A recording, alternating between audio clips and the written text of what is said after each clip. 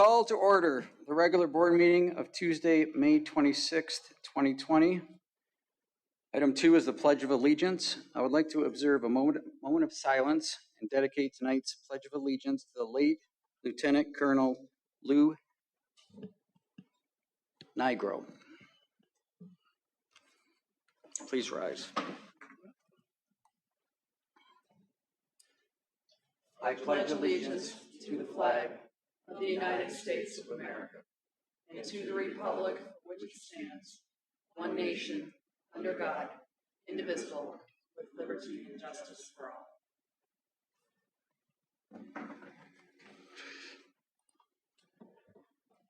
Clerk Barry, please call the roll. Supervisor Acciavatti. Here. Treasurer LaFata. Here. Trustee Anderson. Here. Trustee Joseph. Trustee Demink. Here. Trustee Vosberg. Here. Clerk Barry is here. All members are present. Item number 4, presentations. There are no presentations tonight. Number 5, department reports. We're going to start with Director Kirsten and Chief Miller.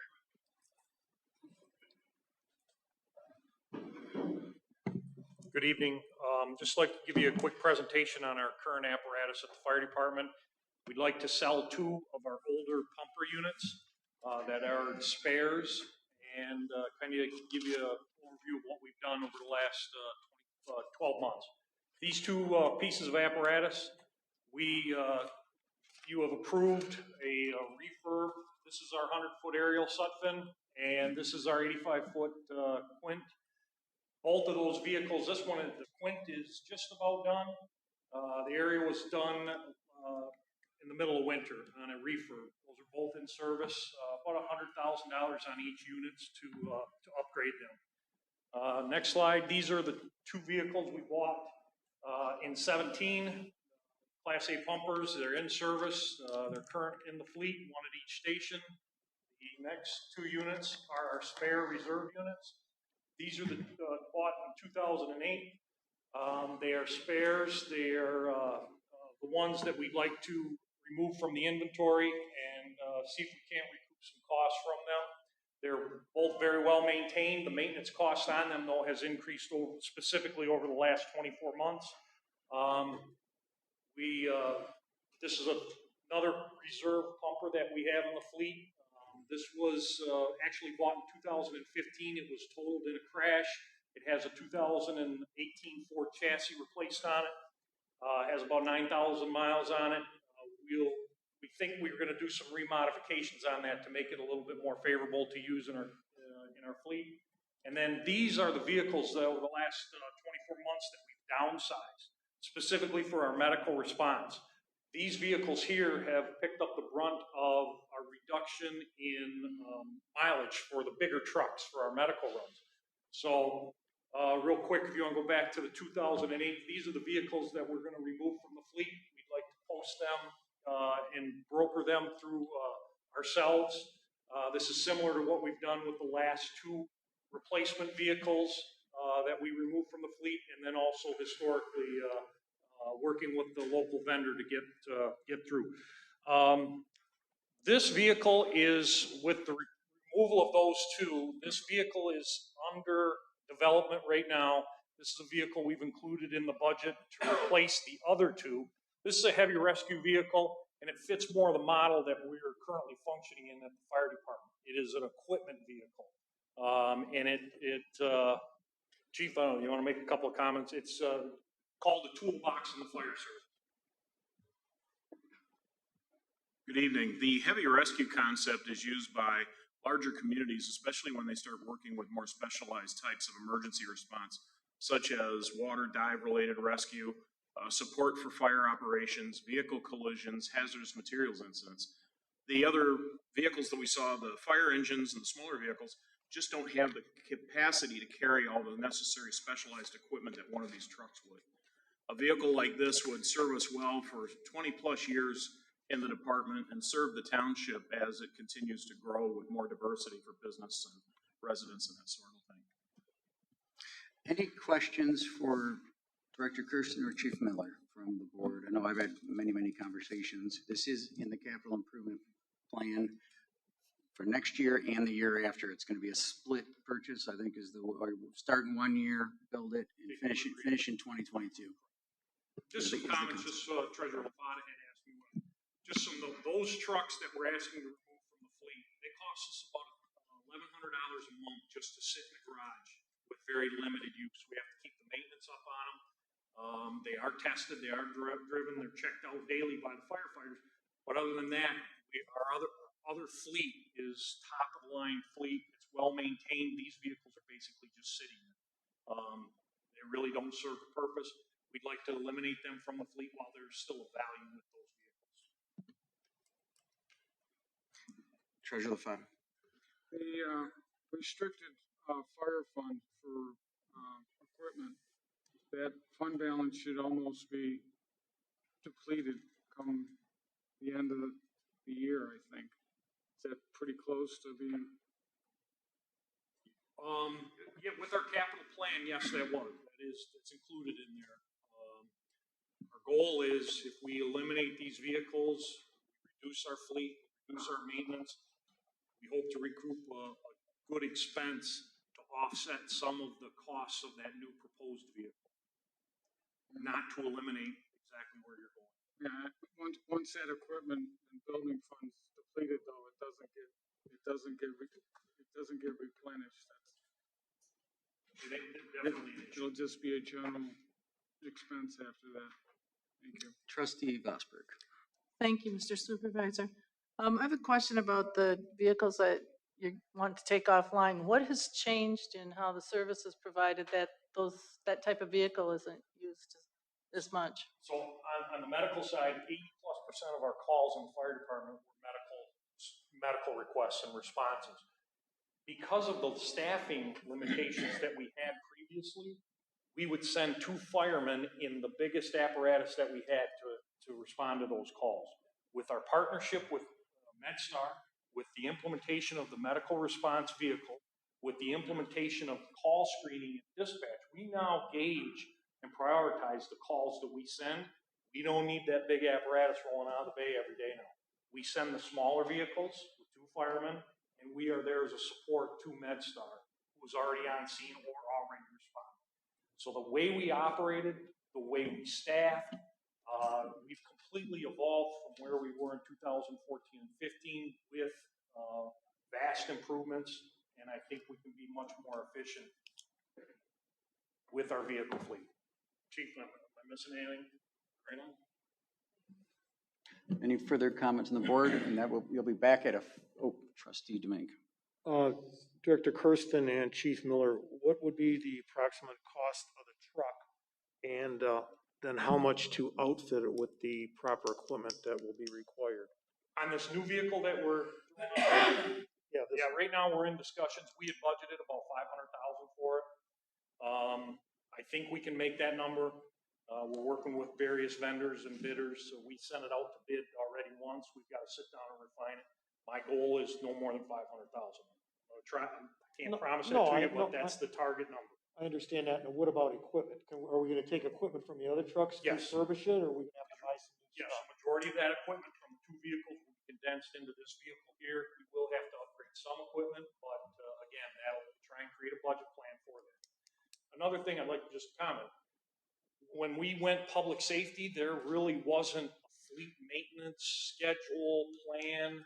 There was a replacement plan that the fire department was utilizing, but it didn't really fit the needs of where we are now. So we, over the last couple of years, have molded that.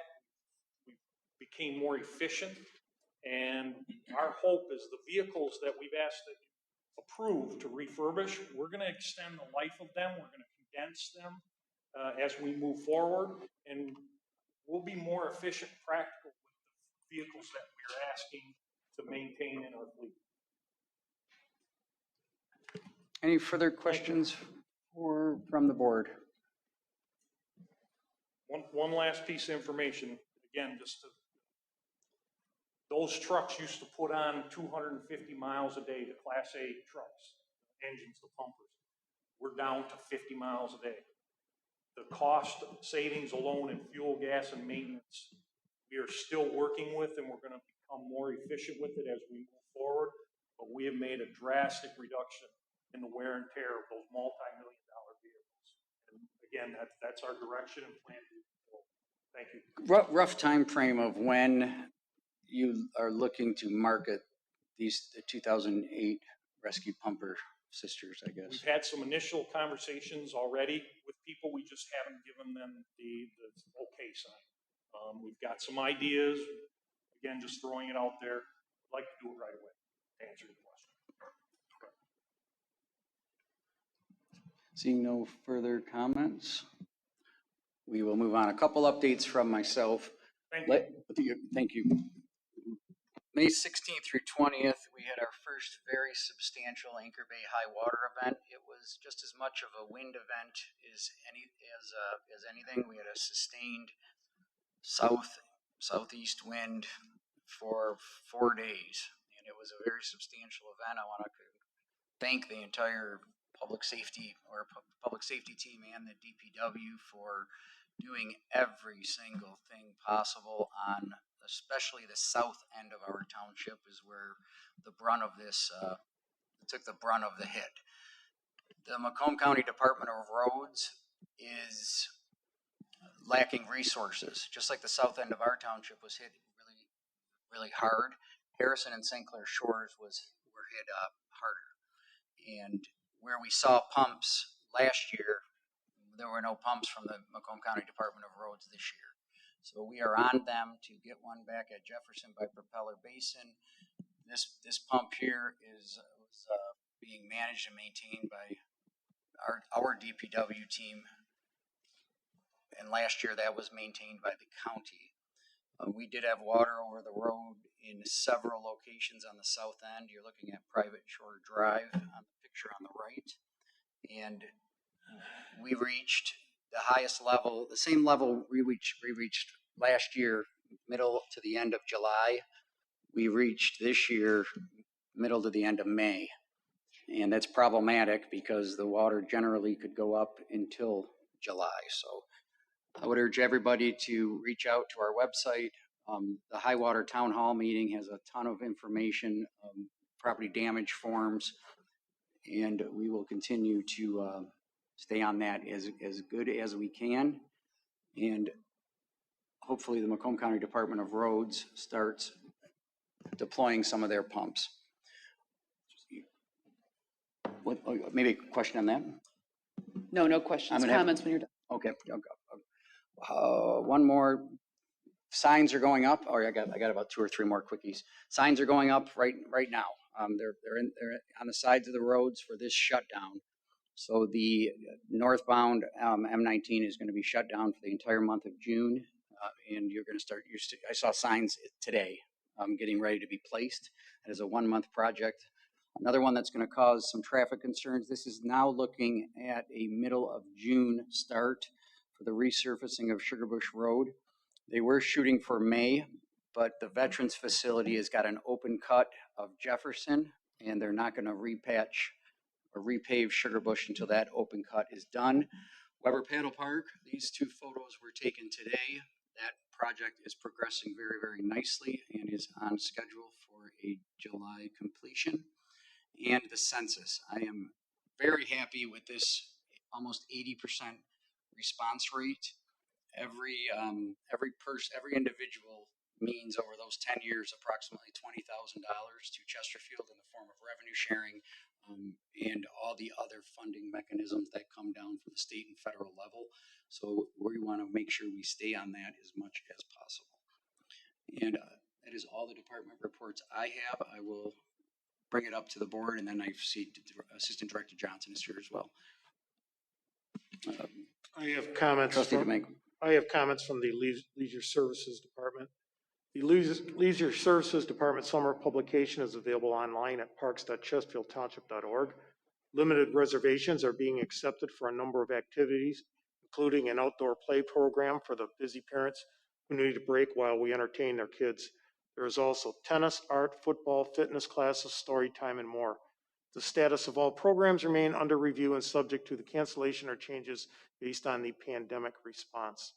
As a precautionary measure in response to the coronavirus pandemic, the Chesterfield Township Senior Center is closed and will remain closed in accordance with all executive orders. Recreation programming through leisure services will have a slow phased-in opening based on executive orders, as well as the ability to effectively physically distance the sanitation protocols in place. Engage with us through our Facebook page at Chesterfield Township Parks and Rec and or Chesterfield Township Senior Center. We look forward to recreating getting together soon.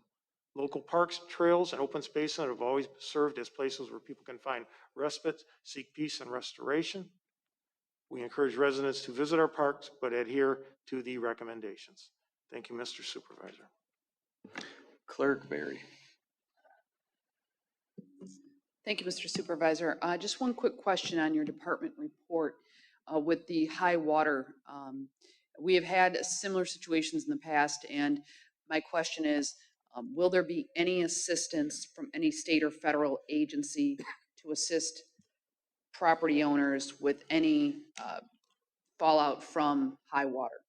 Or is that entirely on the property owners? It's entirely on the property owners. As laid out in the high water town hall, Midland, we all saw what happened there. They are going to get a FEMA emergency declaration. Is my estimate. There's tens of 10,000 homes affected, and it was very clear with FEMA, with the state, with the county, that ours is a slow-moving disaster. And what you see happened in the 70s, they made it very clear that FEMA will not be participating at this point. Thank you. I think it's important to clarify that. I think sometimes there's an expectation on the part of the public that perhaps there may be some assistance or they hear about it from other similar situations, and I appreciate your clarification on that. For myself in the clerk's department, there's actually quite a bit to discuss on the elections front. I would like to address a couple of things. First is that many people called our office. I know the supervisor's office got calls as well regarding the actions taken by the Michigan Secretary of State. Recently, the Michigan Secretary of State mailed absentee ballot applications to all registered voters who were not already on the permanent absentee voter list. The permanent absentee voter list is a list that's maintained by the local clerks for individuals who would like to request an absentee ballot each election cycle. And those anyone can ask to be put on that list. It is a list we maintain here. And what that means is every election cycle, we will mail you an absentee ballot application. We are not mailing ballots automatically, and neither is the Secretary of State. And I think there was some confusion on that. All the Secretary of State did was she mailed absentee ballot applications to all those who were not designated on the permanent absentee voter list, because we send applications to those individuals every election cycle. So between the mailing that we normally do to the permanent absentee voter list and the Secretary of State's mailing to those who are not on that list, virtually every registered voter received an absentee ballot application, not a ballot. So in order to receive a ballot, that application or the application that was sent by our office or the applications available online for an absentee ballot must be completely filled out, submitted to your local clerk's office, which would be here. And once we receive that completed application, we will then issue a ballot once ballots are made available. Ballots are available in the clerk's office by law. We must have them available on June the 20th. We anticipate that the first round of ballot mailings for those who have returned their completed application will be approximately June 29th. If you have any questions or concerns or issues about that, if you were expecting to receive an absentee ballot application and did not, you should be receiving them sometime this week. If you do not receive your application for an absentee ballot by the end of the week, please contact the clerk's office and we'll be happy to either facilitate sending you one, or we can direct you how to access that particular document online in order to submit it to us. So I'd like to clarify that. I think there was a lot of confusion. They thought that the Secretary of State was mailing ballots to everyone.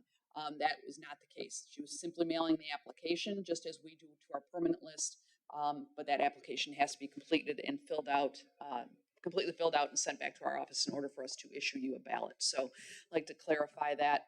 The state primary election is August the 3rd.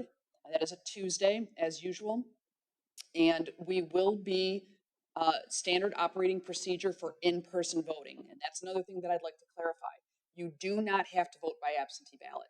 We are strongly recommending that you do, as the Secretary of State is recommending as well, but it is not necessary. You may vote in person at your precinct location. We are also not reducing the number of precinct locations at this time. So you will be voting at your regular precinct location. So those are your two options for voting in the state primary election on August the 3rd. The clerk's office, as far as an update from there, passports are still suspended. The reason for that is that although we are a certified passport agency, those passport applications get sent to the Department of State for processing, and they are the ones that actually process those applications and issue the passport. However, the federal U.S. Department of State is essentially only processing those applications which they determine by their standards to be emergency applications for passports. Typical response or turnaround time for a passport from the Department of State is usually about 2 weeks, about 6 weeks. An expedited application is about 2 weeks. Those timelines no longer apply during this time. When we are notified by the Department of State that they are going to be resuming normal passport processing, it is at that time that we will also resume accepting passport applications. So for those of you who are interested in passports, receiving a passport, that is going to be our protocol that we are going to follow, and we will make you aware of that as soon as we are notified. Thank you, Mr. Supervisor. Trustee Joseph. Sorry, just a quick question for the clerk on that report. When the ballots go out, if an individual requests an application, in the application for an absentee ballot, when the ballot goes out, are there separate ballots? Does an individual request a Republican or a Democrat ballot, or is there one ballot that gets sent out, and then the individual, of course, is instructed not to cross over? So just to clarify that, is there just one ballot? Correct. There is one ballot. Unlike in the March presidential primary where there's multiple ballots, in the August state primary there is one ballot with both party nominating competitions on the same ballot. Thank you. And then the follow-up question I had with regard to sending out the applications statewide, was there any coordination with the state and the township to not duplicate, governmental redundancies, if you will? Because I know in talking with your staff, there was a tremendous request for applications, and our township staff done a great job of getting those applications out. Additionally, I know that you're aware, some clerks have a history of potentially sending out applications when they're unsolicited because, of course, the clerk's name is on the, and in this case, you had a tremendous expenditure in terms of mailing out these applications from the state. Any coordination at all with that? And is that, from your understanding, consistent with, election law or, just past practice in terms of these unsolicited requests for applications being sent out anyway? I wonder if you could comment on that. I can. First, answer the first question, no. There was no coordination with the local clerks. Local clerks received notification. Often other people received notification before we did. We received notification within about 36 to 48 hours prior to them going out before we were advised of what was happening.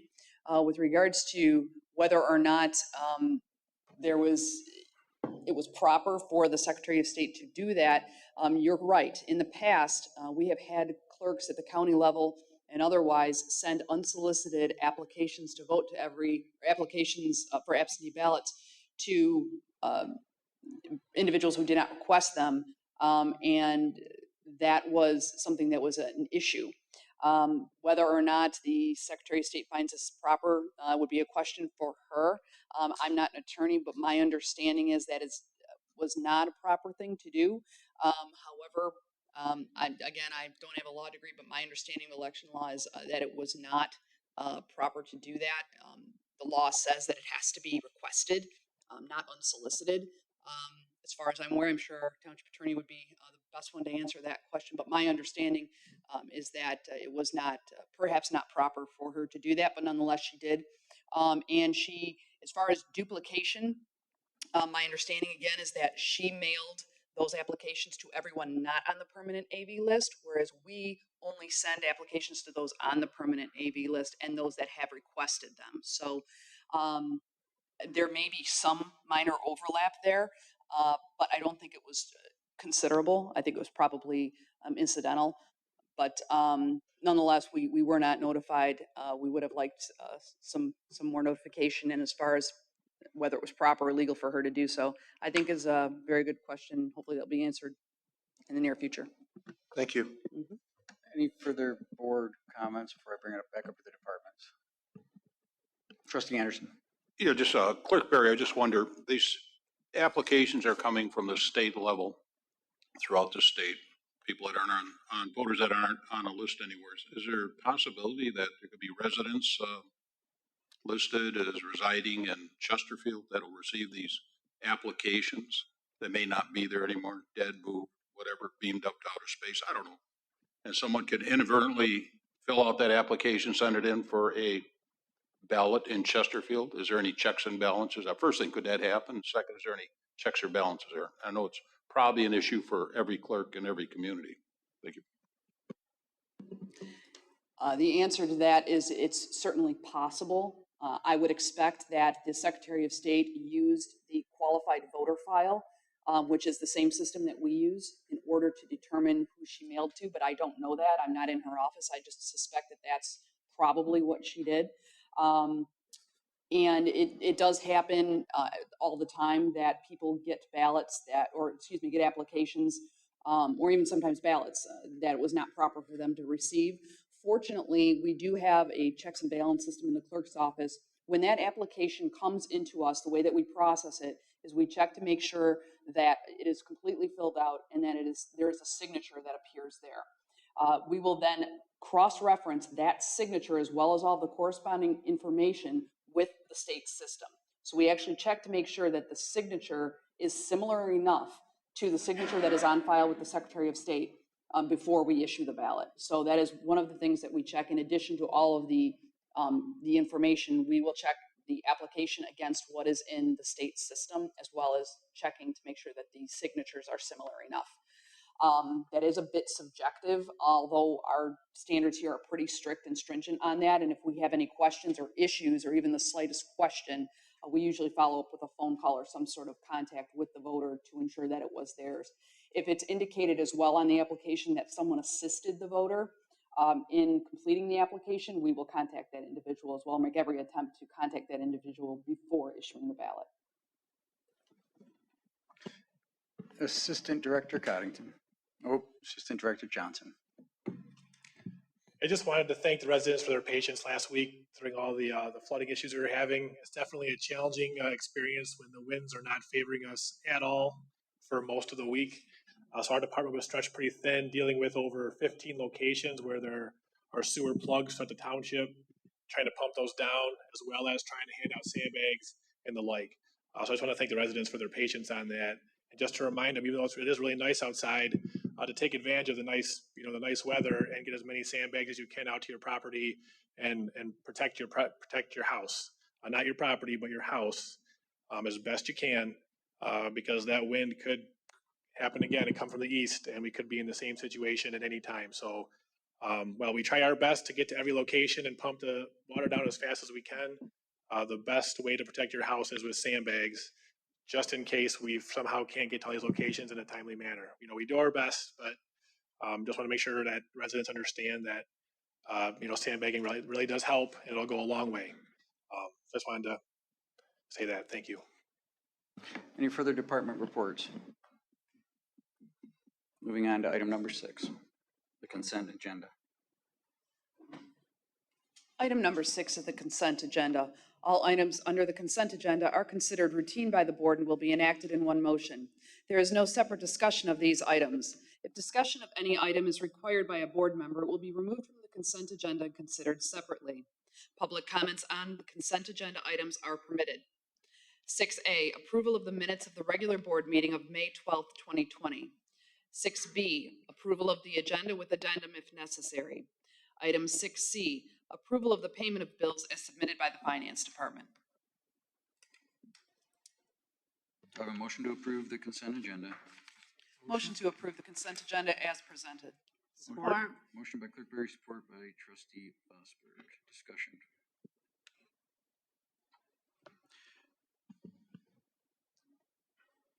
Comments from the public? On the consent agenda only.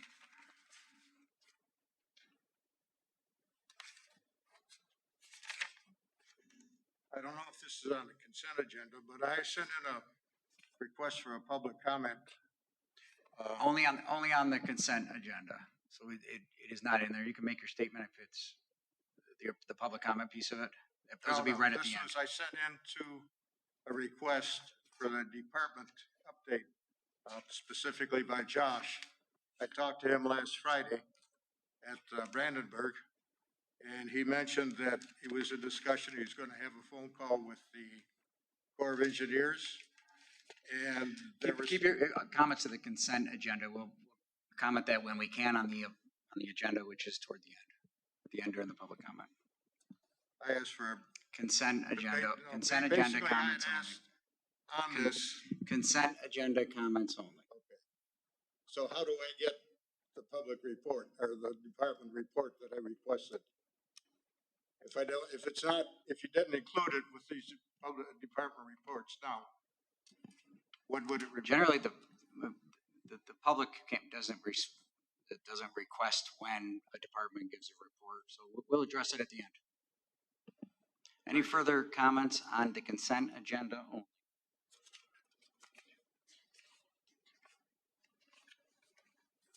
Motion by Clerk Berry, support by Trustee Bosberg to approve the consent agenda. Clerk Berry, please call the roll.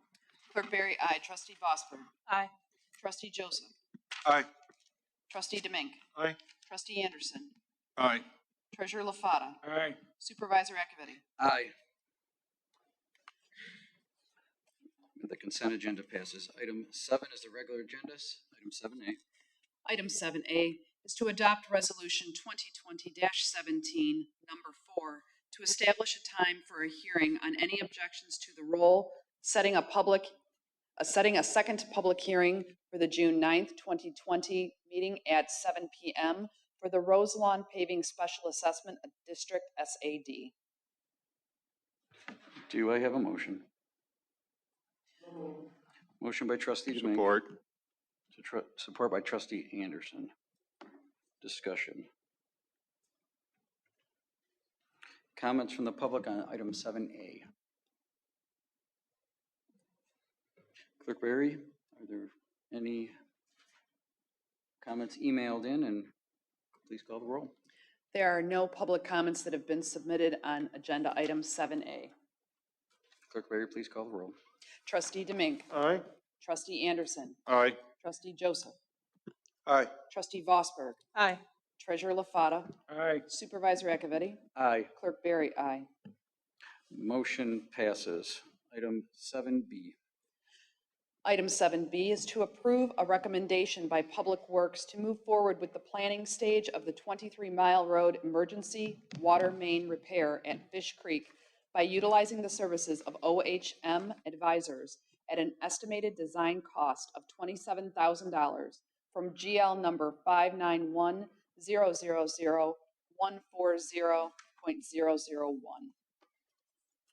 Do I have a motion? Motion by Trustee Domingue, Second. support by Clerk Berry. Assistant Director Johnson. Good evening, Board. So this project came from the March 7th water break we had where it was under the Fish Creek. The water main under that creek, you're looking at over 20 feet deep, which was out of the capability of being safe for our crew and even crews that we could hire out, definitely a dangerous one. So we decided to cut and cap the water main on each side of the Fish Creek to make it as safe as possible for the time being and look to reconnect that in the future. This is what we're looking for. This project, this is one of the main arteries in our township. It's a 20-inch water main. It is one of the largest water mains we have in our township that feeds, most, if not all, the township.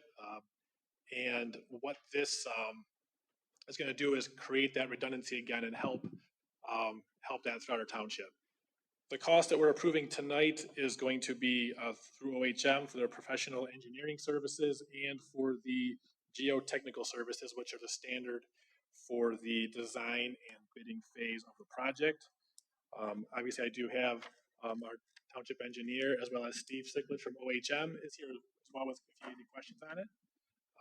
But the goal is to replace that water main with HDPE pipe, which will last, upwards of 50 years under that creek and provide security for the foreseeable future. Questions for Assistant Director Johnson or Engineer Connor? Trustee Domingue. Kevin, right now you said you have it capped, so is it capped on like the west side of the creek and then just dead ends in there in front of that Health Quest and that Pet Lodge? Is that where it is now, or? It's actually capped on both sides of Fish Creek, so it's capped on each bank, basically, just probably about 25 feet east and west of each bank. So we have it capped on both sides so we can maintain water pressure and the water main. And the actual part we abandoned is also capped. So no water can, so basically that water main right now under the creek is full of creek water because we didn't fix the hole that's actually in the main. So that's a part of the project to get all that taken care of. So then I take it then the water feeding that line in front of the Health Quest, the Pet Lodge and Vanthams is just running coming from the east and then dead ends there at those businesses. Correct? Yes. Okay. So yes, exactly right. All right, thank you, sir. You're very welcome. Treasurer LaFata.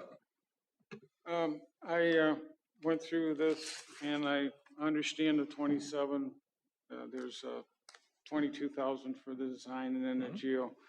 What I don't understand is this is the only project that I've seen and don't know why we're starting to put 15% contingencies on this. All of our projects normally have 10. This one's special that we expect a lot of extras. It was just more of there's a lot of unknowns with the bank, under the river can be some soil conditions that could be issues. Obviously what we're dealing with, there's a lot of utilities nearby, there's light poles, there's a lot of factors that could be involved that could potentially shift the cost. So we were trying to be a little bit more cautious because of the sensitive nature of this, crossing under the river.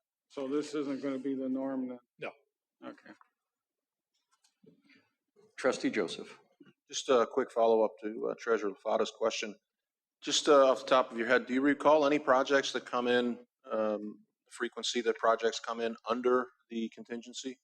So, projects that don't utilize the 10 or in this case 15% contingency cost overruns?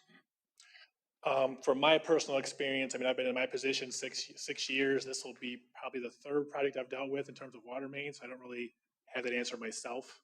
Fair enough. Thank you. I apologize. Any further comments from the board? Comments from the public?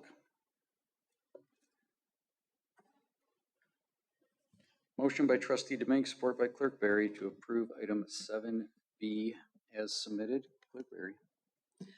Mr. Supervisor, there have been no comments submitted relative to item 7B.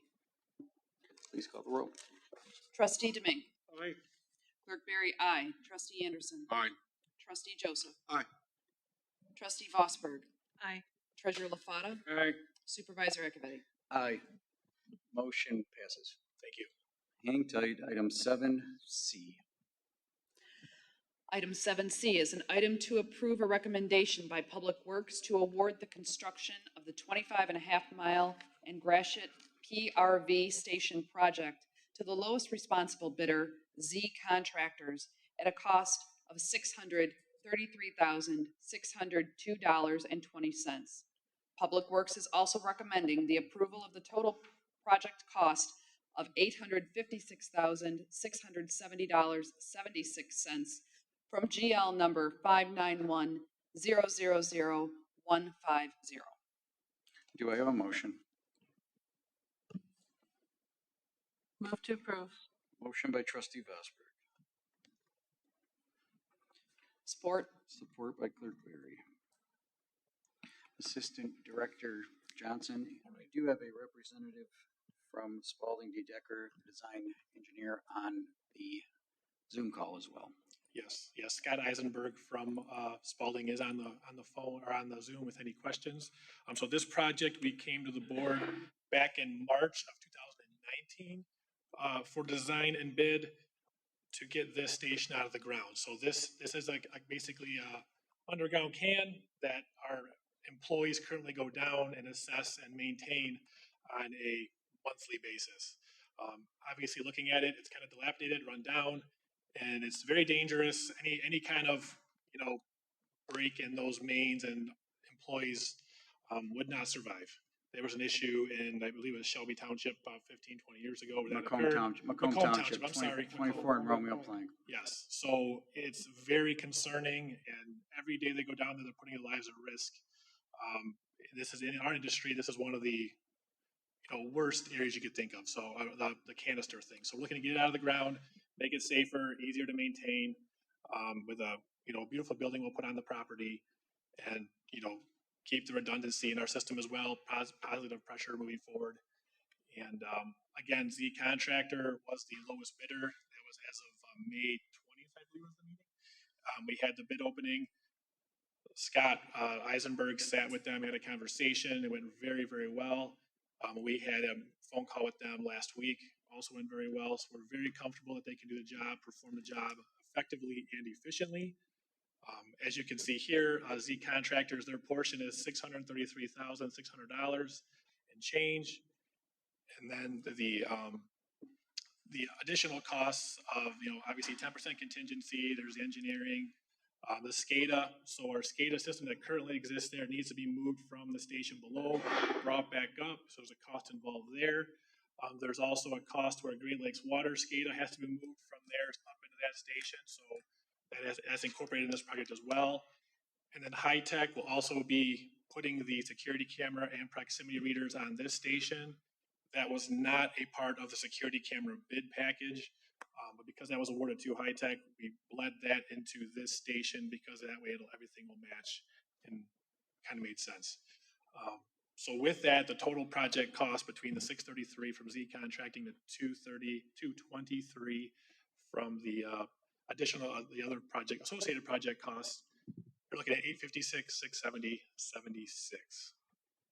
If you could, Kevin, highlight the fact that we have 5 PRVs. Yes. And the status of the other 4 they're already raised. They're Yes. already above ground. Great question. So yeah, we do have, there's 5 total connections to Great Lakes Water Authority. 4 of them are above ground now. Over the past 10 to 12 years, we've lifted the other 3 out of the ground. The one on Hull Road came into the township above ground. So the other ones were brought above ground. And this will be the last one we'll have. So they'll all be officially above ground, all the same buildings, and all have the same makeup. So our people can repair, we can repair and maintain everything in these stations or buildings. Trustee Demink. I'll direct this toward Kevin and you, Mr. Supervisor, with regards to Z Contracting. We all know they did a job recently here in the township, and it seemed like it took a lot longer, the Jefferson Bridge project. Weren't there a lot of cost overruns and things that weren't figured out, and that's why that project took a lot longer than was originally anticipated? And I know they came in at the low bid on that because I was present here when they all came up, and I'm just seeing this contractor low bid again and wondering, I'm not a contractor. You have that expertise, and Scott from Spalding is an expert in that, but being that they did a contract here last summer and it seemed to go on forever. Just a question from my point. I guess that was directed at me. Z Contractors, along with every other contractor that bids on these projects, is pre-qualified, and every job's different, and every job has its own difficulties, but they are a solid contractor. They've been vetted. Any contractor is vetted to make sure they're financially capable of building a job and that they have the experience to build a job. And I'm sure Scott, you might have to speak loud, Scott, to go through the vetting process that you go through to award to a low bid contractor like Z. I am very comfortable with that firm building this project, especially with the fact that they they're substantially lower than the number two contractor, but they are very solid. Scott, if you could maybe comment on what you went through to select this contractor and generally on what brought us this far. Sure. Okay, so we did several things in order to get the best project here and to keep the cost down on the project. One of the things that we did was to open up the project to allow the contractors to find the best method to build that worked for them. And we did that by giving them an option of either a pre-manufactured building or to build a building on site themselves. And out of the 7 bids that we received, we saw a good mix of contractors going either one way or the other. And Z Contractors was one of the companies that elected to build the building themselves. So Spalding & Decker did as part of our interview of the contractors after they appeared to be the low bidder. We questioned them on their understanding of the specifications that we provided, made sure that they understood the type of building, the fact that it's insulated, that it has its own roof, that they understand how the floor integrates with the rest of the building, a number of other questions, trying to make sure that they understand exactly what they're bidding and that they're a responsible bid. And after our interview with them and our experience with the contractors on other projects in Stone County, we felt that they were a reputable bidder and recommend awarding the project. Thank you. Any further comments from the board? Comments from the public? Clerk Barry. Comments from, any comments on your end?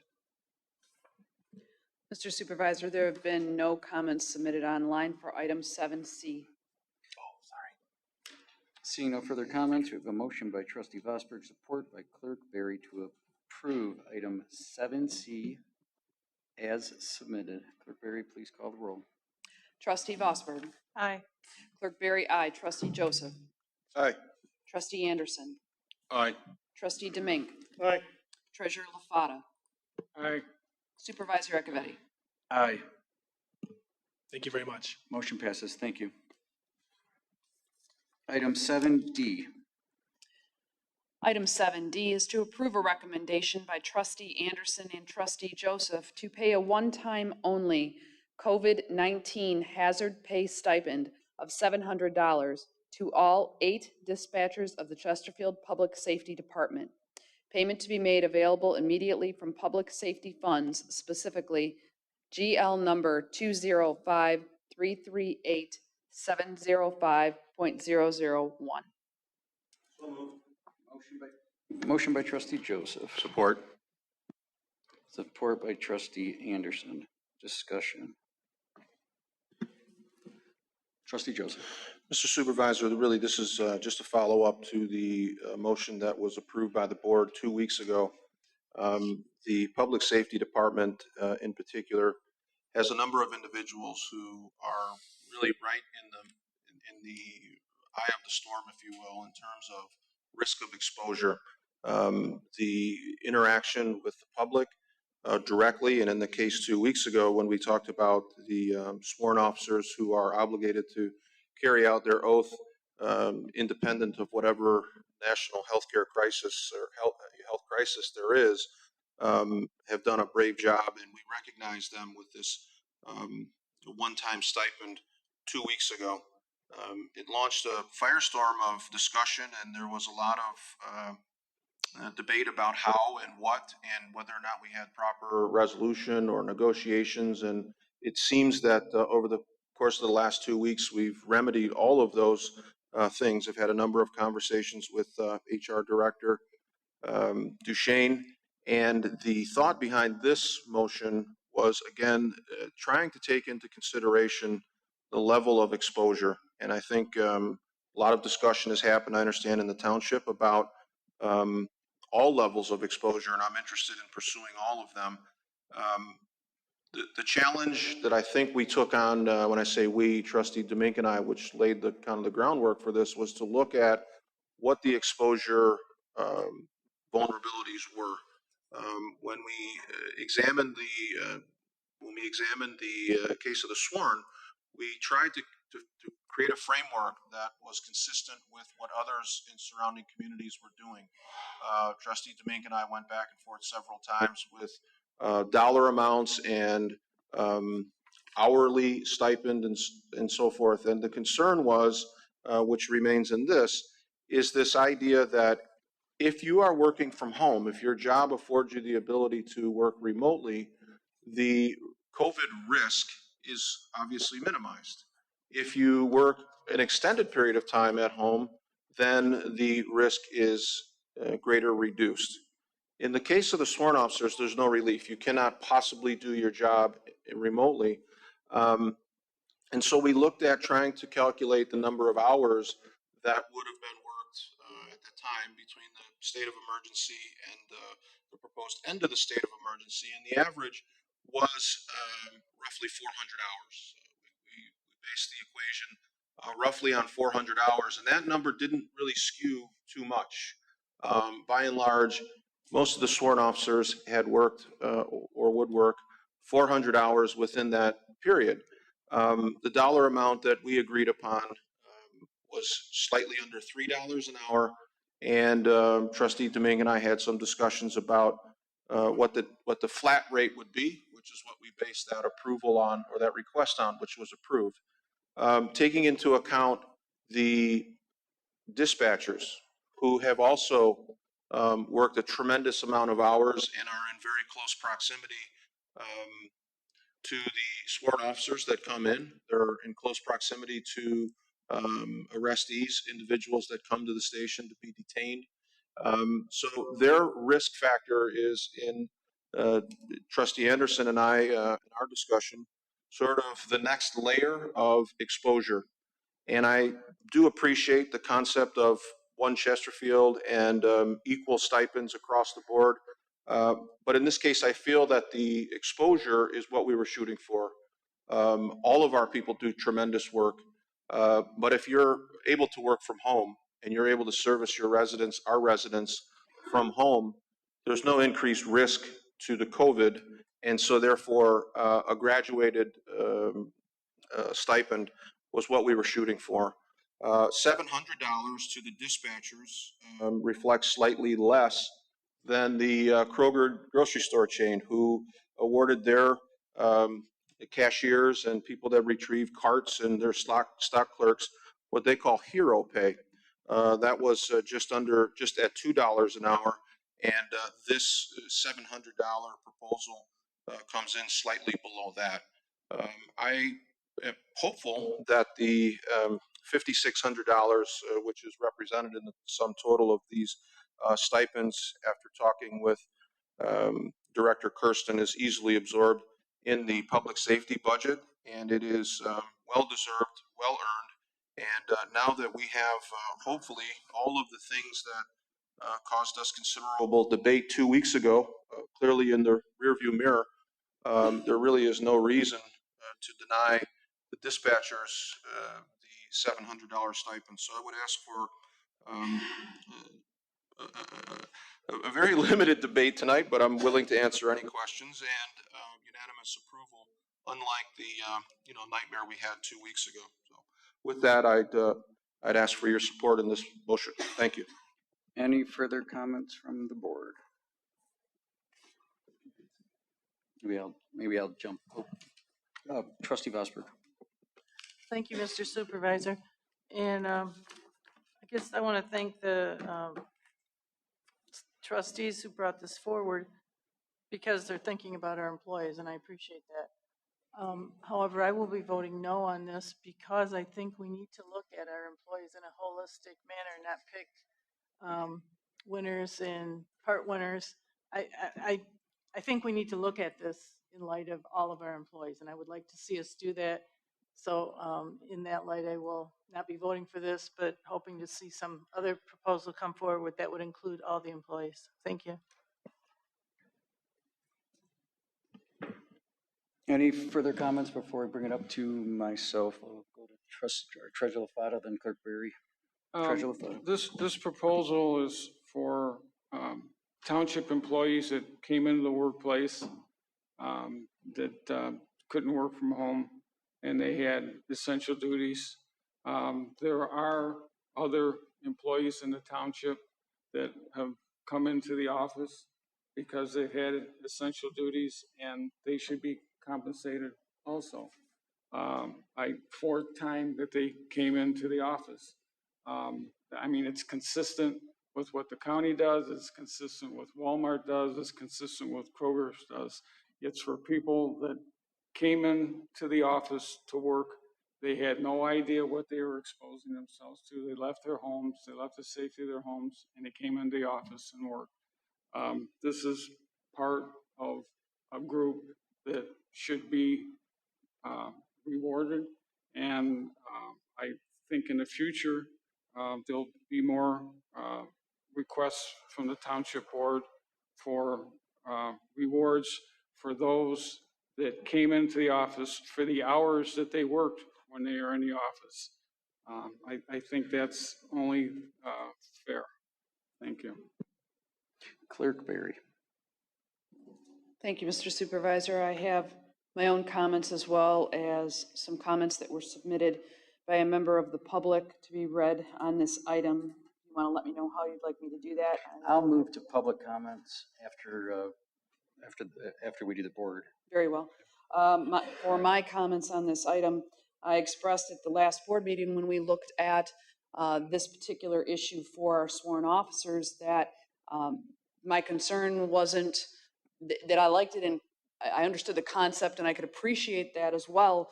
My concern was the method by which it came to us, and my concern for some perhaps compromises that were made with regards to the proper way it should have been handled with the bargaining units and what the additional requests may be in the future from other bargaining units and where that put us as far as that was concerned.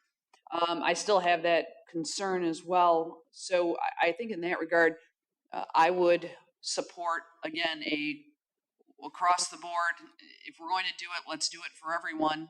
$1,100 stipend. That way we kind of head that off at the pass. Any concerns that we might have, any additional grievances we may have. I've got some concerns on the labor end, and I think if we were to take that type of action that would head that off, I would feel more comfortable doing that. I mean, at this point, I think, it's a matter of it's water under the bridge at this point, and I think now we just have to do the right thing from an employer's perspective with regards to equal treatment of all of our employees. So, again, the concept, I understand it, I appreciate it. Concerns about the process, concerns about how this came about with regards to communication with various bargaining units. And I think at this point that in order to take care of this and do it the right way and move forward, I would much more favor just $1,100 across the board for all employees who were full-time during this period. Any further board comments? I'm going to move up to, and I'll go to there's going to be more. I went round two, but I'm going to move to the public comments that were sent in first. Trustee Anderson. Thank you. Rand, I have two things here. If you look at the executive summary, the legalities or the issues with the contracts have been addressed. To bring that up, I mean, that really is kind of a no-starter. Letter of understanding will be between the township and the appropriate people. It does not, to my knowledge, have anything to do with any grievances or contracts. That's not appropriate. And also, those individuals that are in harm's way. When you come in here, there's some workers here. They're here every day collecting money from the public, whether those people are healthy or not. The officers are on the street. They don't have a choice. The dispatchers are in that station. They're in contact with the officers, also with the individuals that are boarded in our station, whatever the term is. they could be in contact, exposed there. They're at ground zero. That's quite a bit difference, and I mean, it's a good perk, or it's good during these times that you can be at home with a laptop and do your job. You don't have to go out in the public. You don't have to worry about childcare, any of these things. I mean, there's some perks of this probably. But these individuals, these two groups we're talking about now, they're exposed possibly to the hazards we're talking about during this time. And some of the workers here too, they may be exposed to these. Others, they're not. Simple as that. And talk about equality and fairness. I don't believe it's fair to the folks that are showing up here or at the police station that they're going to be rewarded the same way as other individuals that may be able to do their jobs from home and never have to be in this building maybe a day or two a week, or even that. As far as fairness, I believe this issue here and the one we did the police last week, and if there's any other discussion about our employees that have to come in here and possibly be in harm's way, I believe we should address that. Thank you. Thank you. Clerk Berry, any public comments that were emailed in or submitted through the website?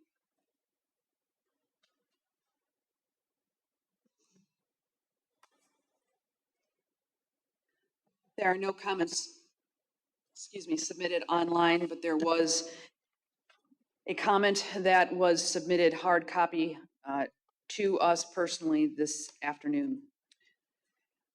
Chesterfield Township Board members, let me start by offering a big thank you to the Public Safety Department as a whole for their hard work and dedication throughout this pandemic.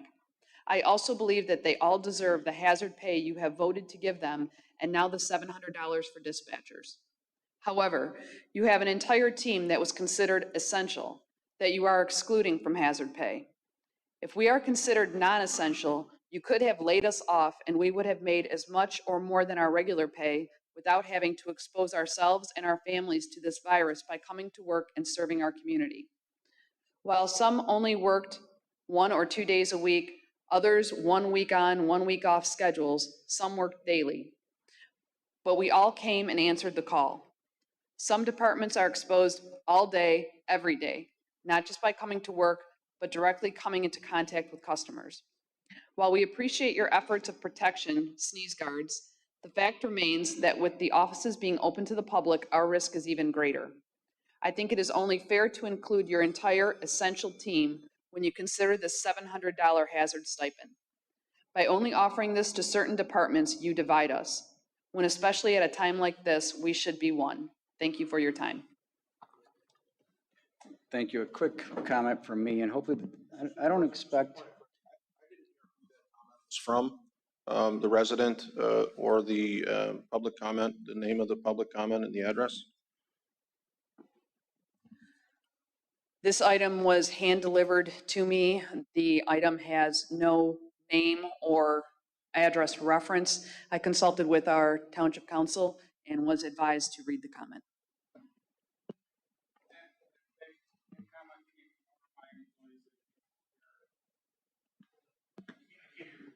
Oh, the microphone.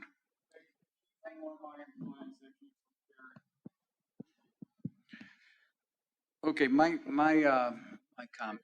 Oh.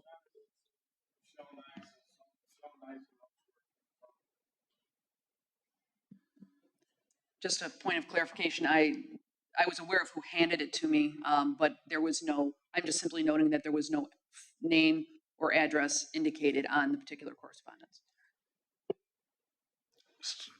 Last meeting, we spent a lot of time on this, and there was a lot of frustration, and a lot of that was process driven. A lot of that was, at least from my perspective, I'll take ownership to my frustration, was the waiting for more information, which we are getting more information from CARES Act 2.5 moving through the federal level, the bill moving through the House, or through the Senate, which went through in 1 day through the Senate, which would actually reimburse $1,000 for all public safety personnel.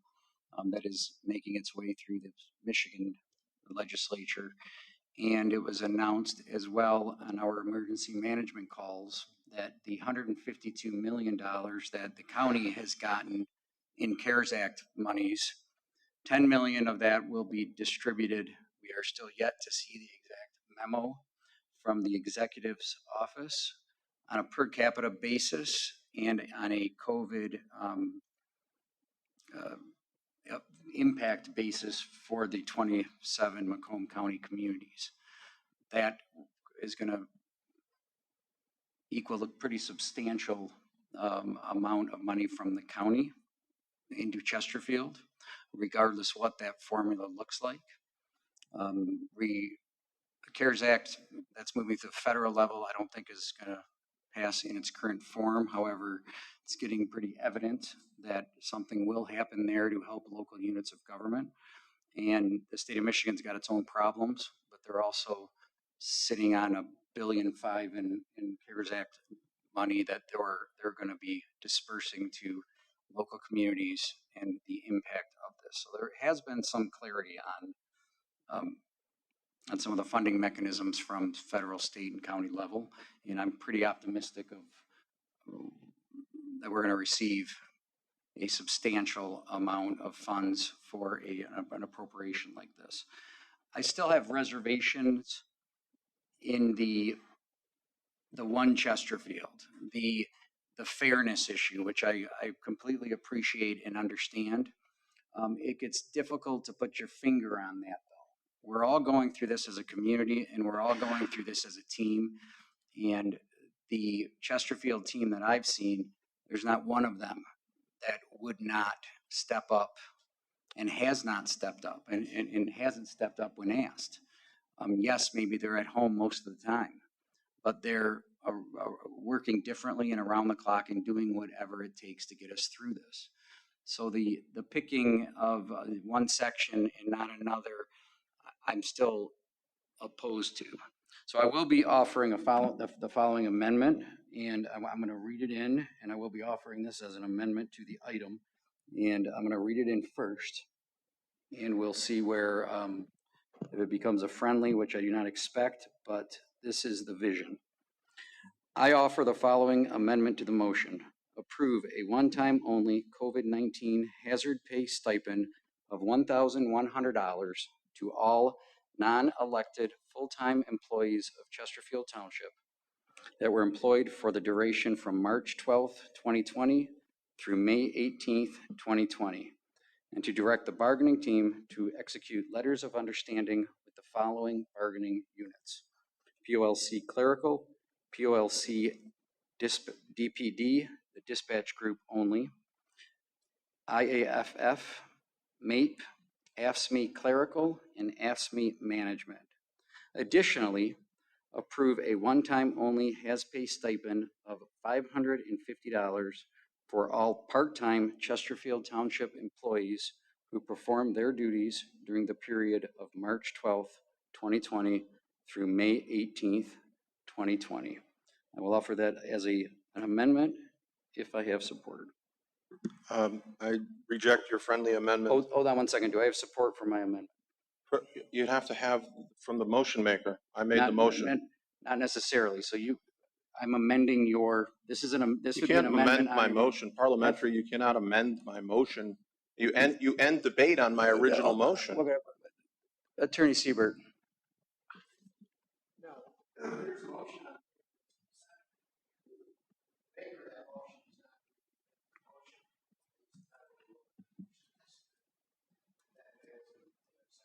That's exactly what I'd like to do here, Mr. Supervisor, if I may.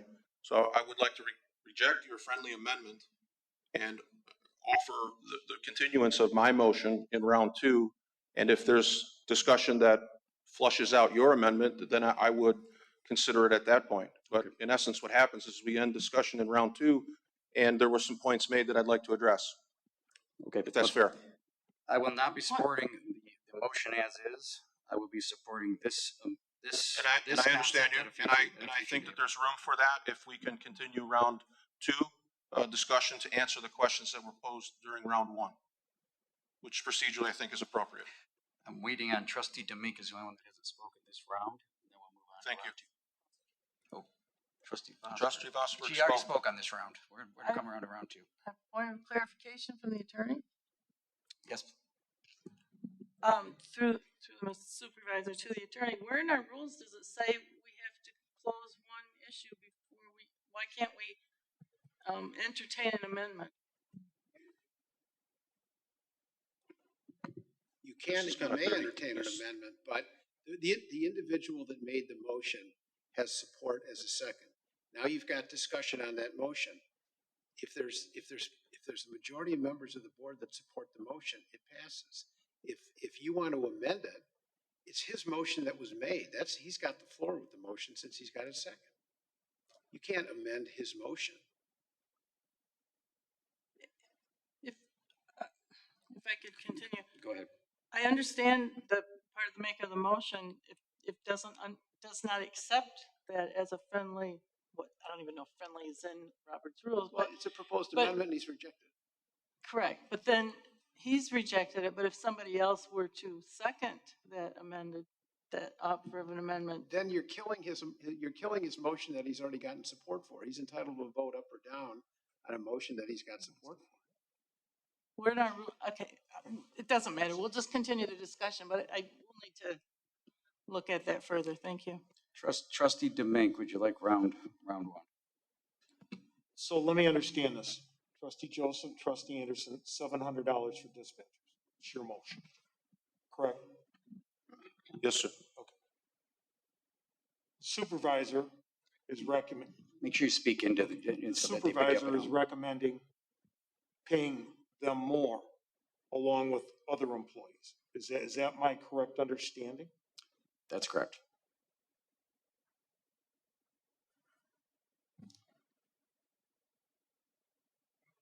Now, a lot of people, so you're recommending paying all township employees $1,100? Is that my understanding?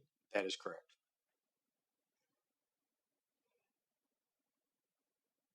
And what is that cost to the township? It's not on the floor, so once we get through this, I'll explain. I got the cost breakdown right in front of me, and we'll move on. I'll speak to that when the time comes. I think I laid out pretty clear why I wanted to do it that way, and I'm sure we'll after round two we'll have I'll be able to expand on that a little further. Okay. Trustee Joseph. Thank you, Mr. Supervisor. The rejection of the amendment is because I really see this as a very calculated attempt to kill my motion in a very rehearsed and scripted way. It's disappointing to see. I know that there was discussion about your motion, which you were free to bring, independent of mine, and the selective indignation by another board member who very clearly said 2 weeks ago that there was opposition to these last-minute proposals. Yet we're ready to challenge the rules and suspend debate again in a very calculated way. It's resentful, very, very hurtful to see that happen for 2 weeks. And for really 2 months, you've had the opportunity to bring whatever motion you like. I'm in 100% agreement and in favor of recognizing individuals for risking their lives in service to the township. That's in and above their normal duties. When Trustee Demink and I spoke about this topic, we recognized immediately law enforcement. Law enforcement has a special risk. It's not about winners and losers. It's a shameful way to describe it. It's about risk. That's all this was. It was about risk. And in the original discussion, I would have brought forward a request for dispatchers and clerical, along with sworn officers, in the very first motion, but the support wasn't there. That the original support was for sworn officers. That was what it appeared to be after discussions with the individual that co-sponsored the original. It wasn't about winners or losers. It was simply about risk. It was met with such force and fury,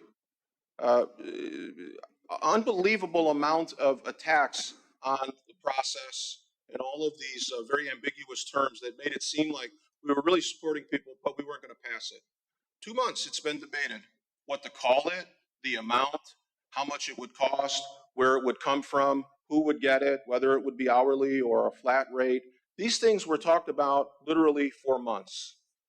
It never got done. It never got done.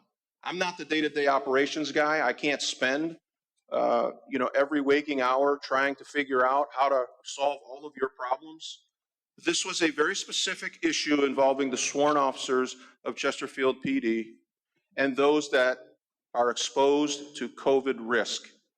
This idea that there isn't additional risk is not the argument that I'm making. It's not the argument that I'm making. And the comments and the questions about, as Trustee Anderson pointed out, this whether or not there's a grievance because one group gets more or one group gets less, and whether or not there is LOUs and resolutions, and this is all just nonsense. It really is just nonsense. And Clerk Berry could answer her own question within her own home. There was a stipend paid to county employees that was different than the stipend paid to the sworn officers. So county employees that show up to work, not send emails from them, but to work, are recognized in the way that Treasurer LaFata's employees submitted that request. And I wanted her name in the record, as is customary. When you come to the podium and you make a comment, you sign in. And that person, I wanted to be recognized, and I'm glad that Treasurer LaFata did that, because she's 100% right. If you're coming in and you're meeting with the public, you are exposed to risk.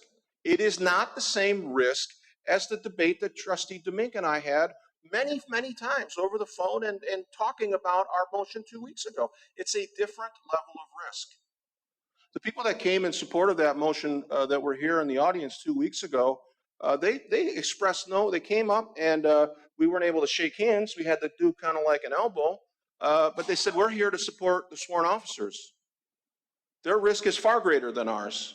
And I appreciate it. And I said to them, I'll be back in 2 weeks with the dispatchers, and then Treasurer LaFata is planning to bring forth something for the employees across the board. This $1,100 that you worked out behind the scenes and brought to the board tonight and attempted to kill the dispatchers' stipend was shameful. 2 weeks ago, you said mine was tainted and mine was I forgot the word you used, but that it was an attempt at grandstanding. For 3 months, no stipends for any employee. 2 weeks after we agree on the sworn, Trustee Domingue, Santa Claus shows up and he's going to reward people who haven't been here in the same amount as people who are out arresting suspects infected with COVID or whatever else they encounter. That's not fair. And I'm glad to see that our board members have joined us after 2 months of reporting from Zoom. And I'm glad that they're here to see what we have going on in the township. But to come running into the office the night after the day after last Tuesday's meeting to work it all out and then come up and try to hijack an honest. I'm going to tell you, when you said I came in here on Wednesday, if you listened to the tape, I was coming in, I told Mr. Johnson I was coming in to get the card. It's I don't know on who has the tape. floor, Mr. Supervisor, but that's okay. He can interrupt me. That's on the tape. I think all decorum's gone out the window with the way you're behaving, so. Well, that's an opinion. I haven't yielded the floor. If you attack the man, he can attack you back. Can he do it during his round two, or do we got a free-for-all now? If I think I'm attacked, can I jump in whenever I like? Because you call that interrupting, sir. Finish your comments. Thank you. This is not picking winners or losers.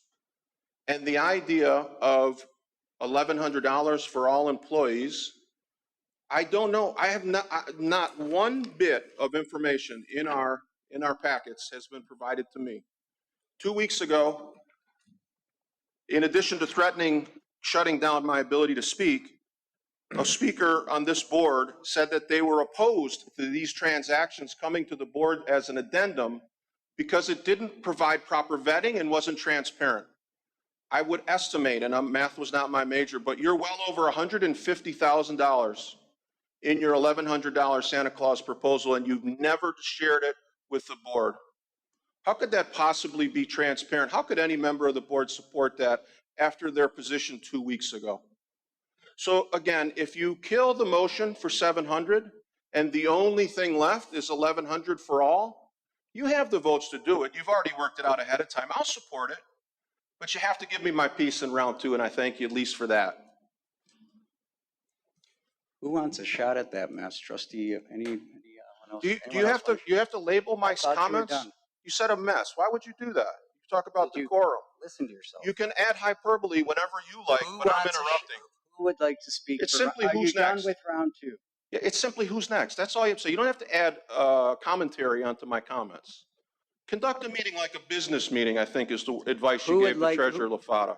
Who would like to speak for round 2? I think I'll take a shot at that for my round 2. We were doing so good. You lose the business meeting, and you lose the professionalism, and you lose the business of the Jermaine, people. this is not about me, it's about the motion. Would you like a round 3? Just like you to stay on the motion, sir. Call yourself out of order and continue in round 2. There's your round 3.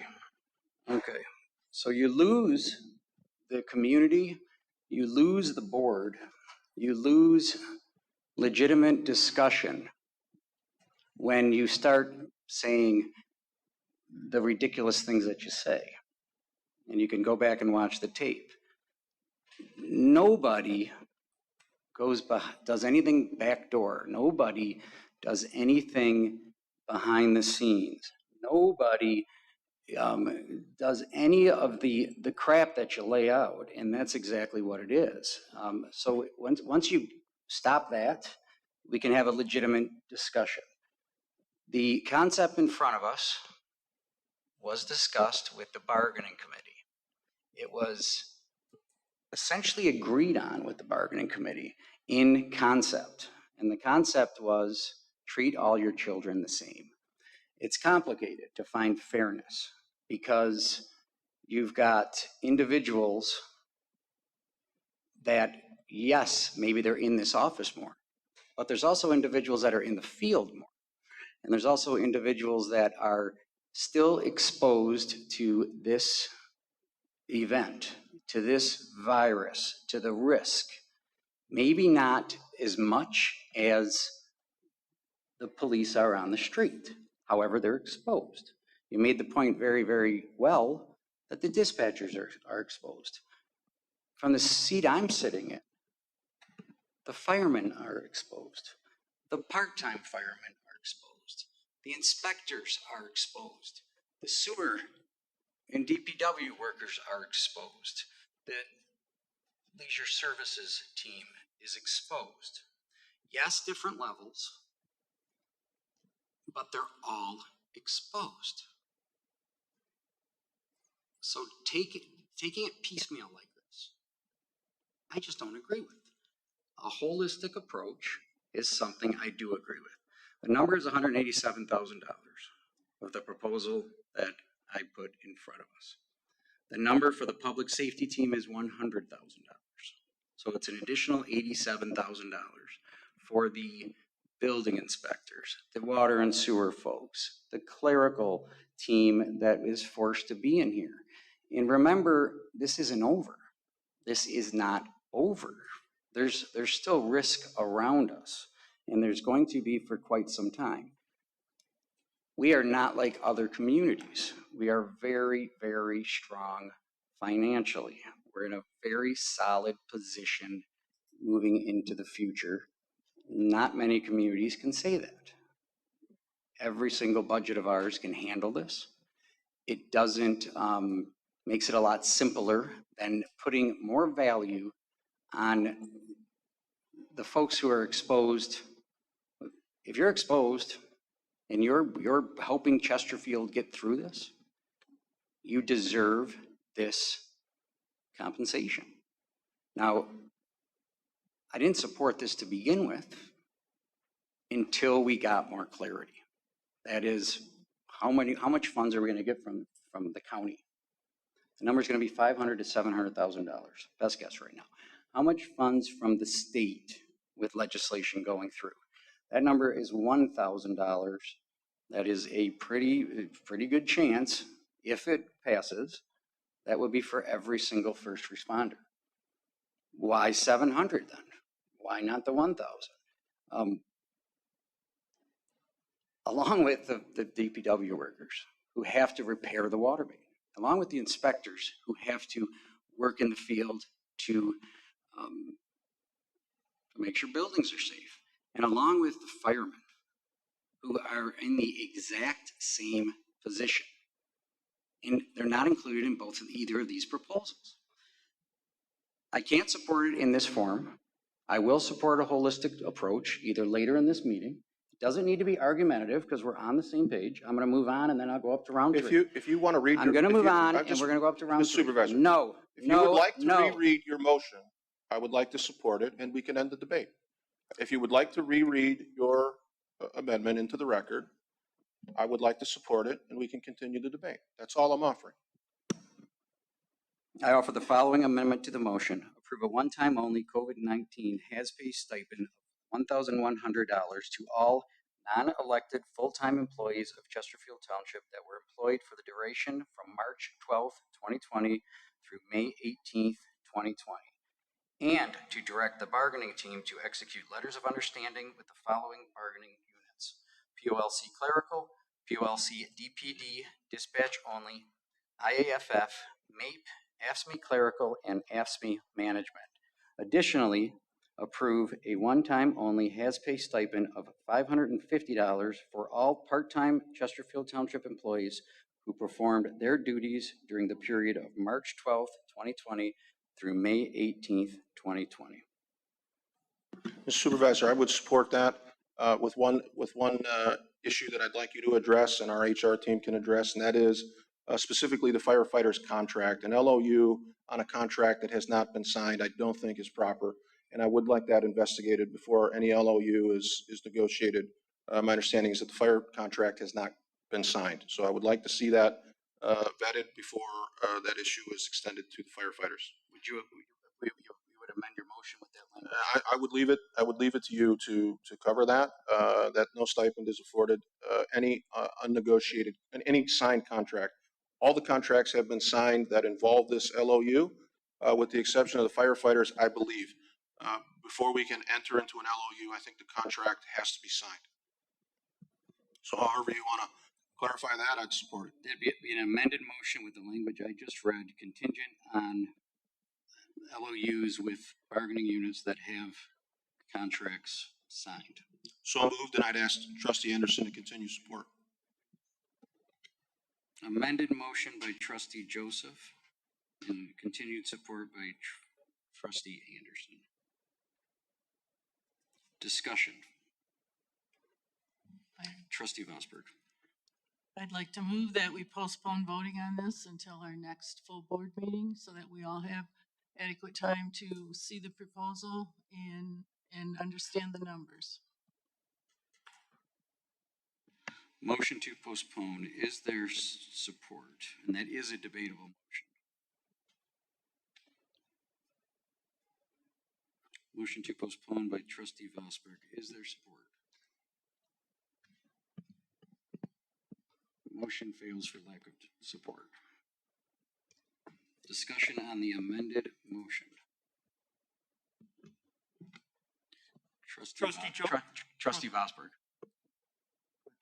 She just had her. And well, she made a motion. She didn't really have discussion on this motion. I can't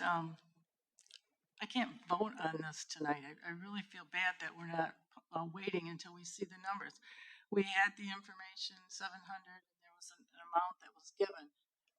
You just now gave the 180,000, I believe you said. That would be total. We've already allocated some of that 180,000. That's correct. Okay. I just think that I have to be more responsible and know these numbers ahead of time and see them ahead of time. There was nothing on the agenda, and I feel bad, but I'm going to I'm not going to support that tonight. Thank you. Thank you. Any further discussion on the amended motion? Treasurer LaFato. If this a motion for $1,100 is what it's going to take to reward the staff that came in here that risked COVID-19 to, because they were essential employees, I'll go with it. Thing is, though, it's not fair to the employees that did come into the office to work, and there's a big differential for those that stayed home and got their paycheck. But if this is what it takes, I will not stand in the way of everybody getting some kind of a stipends or hero bonus, but it is not equal. It doesn't, in my mind, it doesn't equate to people that were at home and people that came in the office place. Any further comments on the amended motion? Trustee Joseph. I understand exactly where you're coming from, Treasurer LaFata, but I like the way that the end of the discussion is this. We started out with an idea to compensate people who were putting themselves on the line. 2 weeks ago, we took that on in a very spirited way. A lot of debate, a lot of discussion, some of it not productive, but it is what it is. We ended up with the right thing. We did the right thing. And tonight, the debate and the discussion that started months ago and culminated when Trustee Domink and I brought the motion forward 2 weeks ago was a graduated look at risk. That was what this was all about, and an attempt to recognize that extra risk. I certainly respect your position that an argument can be made for risk across the board. It would have been helpful had we made that 2 months ago, because we would have spared ourselves a lot of anguish and a lot of debate. But everything, including the kitchen sink, was thrown at us 2 weeks ago, and now we have an agreement that we'd like to go forward with recognition for all the township heroes, all of the people who put it on the line. And in essence, what we're saying is any risk is risk. And when we passed the $1,100 stipend, we recognized in that motion that it was not commensurate with the risk. It was a token. So a conversation about token, whether it's 700 or 1,100 or 500, is really simply that. It is a token. Preferably, I would like to see those putting a little extra in terms of their exposure be compensated in that way. But if there's differing opinion about one risk is all risk, I'm okay with that too, because to fight that argument, we do a disservice to the people we said we were going to help, Treasurer LaFata. And I understand your point very, very well.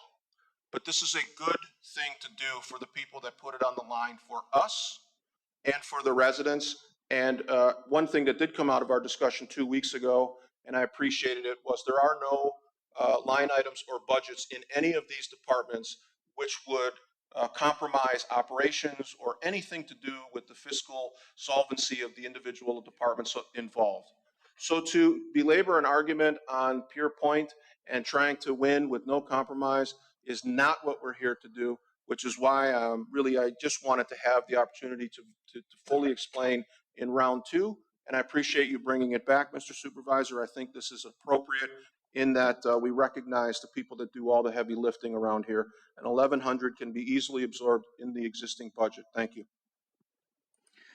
Clerk Barry. Thank you, Mr. Supervisor. I'd just like to clarify my support for this item and why I've come to that conclusion, because I was a no vote 2 weeks ago on this issue. And it wasn't that I didn't understand where it was coming from. It's not that I didn't appreciate the efforts of all of the employees here who put themselves at risk and did what they were asked to do in order to continue to provide services at the highest possible level given the conditions and the circumstances. For me, my yes vote tonight, and I plan to vote yes on this item, is for this reason. It's a business decision. It's a smart business decision. Not to say that it isn't all of the other things that people have talked about. I believe that it is, but my perspective on this comes from a business owner's perspective.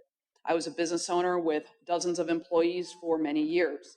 I know Supervisor Acciavatti as well has been a business owner with employees. I don't know of any of the other board members that have had employees and they've been the business owner. But sometimes you have to make decisions that perhaps you're not happy to make or that you're put in a difficult position and you have to make. And I believe that this is from an employer's perspective. Yes, we're elected officials here. Yes, we make policy. We're also employers of a relatively large public entity. And as employers, the right thing to do, given the board's action 2 weeks ago, as responsible employers, I believe that this is the action that we need to take at this time. I was not happy with the method by which it was done. I do believe this is a collective bargaining issue. And I believe that it should have been facilitated by Human Resources and the bargaining committee. The same individuals who function in that capacity as appointed by this board when it comes to any other contract negotiations. And I believe that that's the way it should have been done. The bargaining committee, myself, Treasurer LaFata, Supervisor Acciavatti, and our human resource team did meet and discuss this almost over a month ago now, and did come to some sort of a consensus and took appropriate action. Then, a couple of weeks later, there's an item on the agenda in conflict with that, and we discussed it and debated it, and that was completely fine. The board then took the action that it took. I disagreed with it at that time. Now, we are in a position where we must make a difficult decision, and it's not perfect. And it's not, we have issues of fairness and who should get credit for this and who's valuable and who's not valuable. Let's forget all about that for a moment and just look at this from an employer's perspective. To be a responsible employer now, given the conditions that you now have that are different than they were 2 weeks ago, now we need to make a smart business decision. And I believe that that this is the way to do it. And that is I'd just like to explain why my yes vote is what it is tonight. And I look forward to taking that vote. Thank you, Mr. Supervisor. Any comments from the public or comments that were sent in via the website? Trustee Vosberg. Thank you, Mr. Supervisor. I think this is the fourth or the fifth week that there's been something put on our meeting, that something's been put on the agenda on the last day, and now it's the last hour, and we've not had time to review the information. I'm glad that the bargaining team saw this. They're familiar with the information. This has not been on the agenda that I have seen, nor has the public seen it. I'm disappointed that we're not waiting, so thank you. Just a quick follow, Mr. Supervisor, if I may. I know just in terms of trying to understand and negotiate better as a board, during round 2 discussions on this, you closed round 1, you made the motion. Trustee Vosberg was adamant that your motion should be entertained. She was prepared to support it.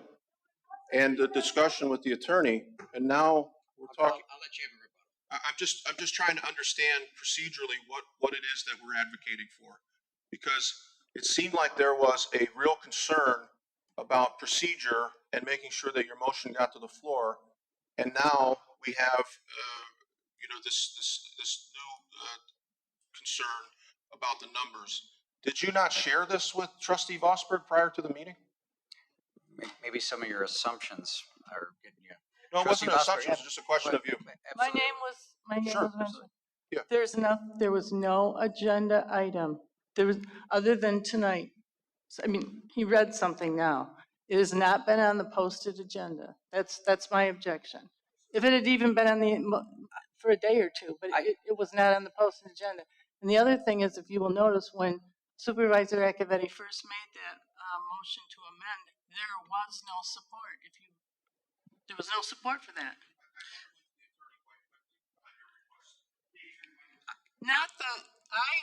I was just looking at it from a parliamentarian point of view. Since when can't you amend a motion? That was my question. I understand. Thank you. One quick one from me. Besides big picture for the last 2 months for people that we speak with, the only one I actually had in-depth discussion and pitched this concept to was Treasurer LaFata today in my office with the numbers. Treasurer LaFata. Thank you. I think according to the board rules, which somebody tried to amend, but decide to take it off the agenda. It says that an amendment can be added unless it's voted down by 4 members of the board. So if 4 members of the board are in agreement with having this amendment on the board agenda tonight, then so be it, because that's what our board rules state. I would agree. It can happen. Our rules allow it. Your point is well taken, Trustee Vosberg, that it is not necessarily, it should not be the norm for the constituents that we're here to defend. Well taken, or to represent. I'm going to reread the motion. We have a revised motion by Trustee Joseph, support by Trustee Anderson. I'm only doing this to make sure we get it right. And I will send this to the clerk's office. To approve a one-time only COVID-19 has-pay stipend of $1,100 to all non-elected full-time employees of Chesterfield Township that were employed for the duration of March 12th, 2020 through May 18th, 2020, and to direct the bargaining team to execute letters of understanding with the following bargaining units: POLC Clerical, POLC DPD Dispatch Only, IFF, MAPE, AFSME Clerical, and AFSME Management. Additionally, approve a one-time only has-pay stipend of $550 for all part-time Chesterfield Township employees who performed their duties during the period of March 12th, 2020 through May 18th, 2020, contingent on collective bargaining agreements being executed with each one of those units. Clerk Barry, please call the roll. Mr. Supervisor, there have also been no further comments submitted online on the item or the amended motion. Trustee Joseph. Aye. Trustee Anderson. Aye. Trustee Demink. Aye. Trustee Vosberg. Treasurer LaFata. Aye. Supervisor Acciavatti. Aye. Clerk Barry. Aye. Motion passes. We do have an addendum tonight, item 8A. Item 8A is to adopt resolution number 2020-18 for the Michigan Participating Plan Risk Reduction Grant application. Move to approve. Motion by Treasurer LaFata. Second. Support by Trustee Joseph. Discussion and comments from the public.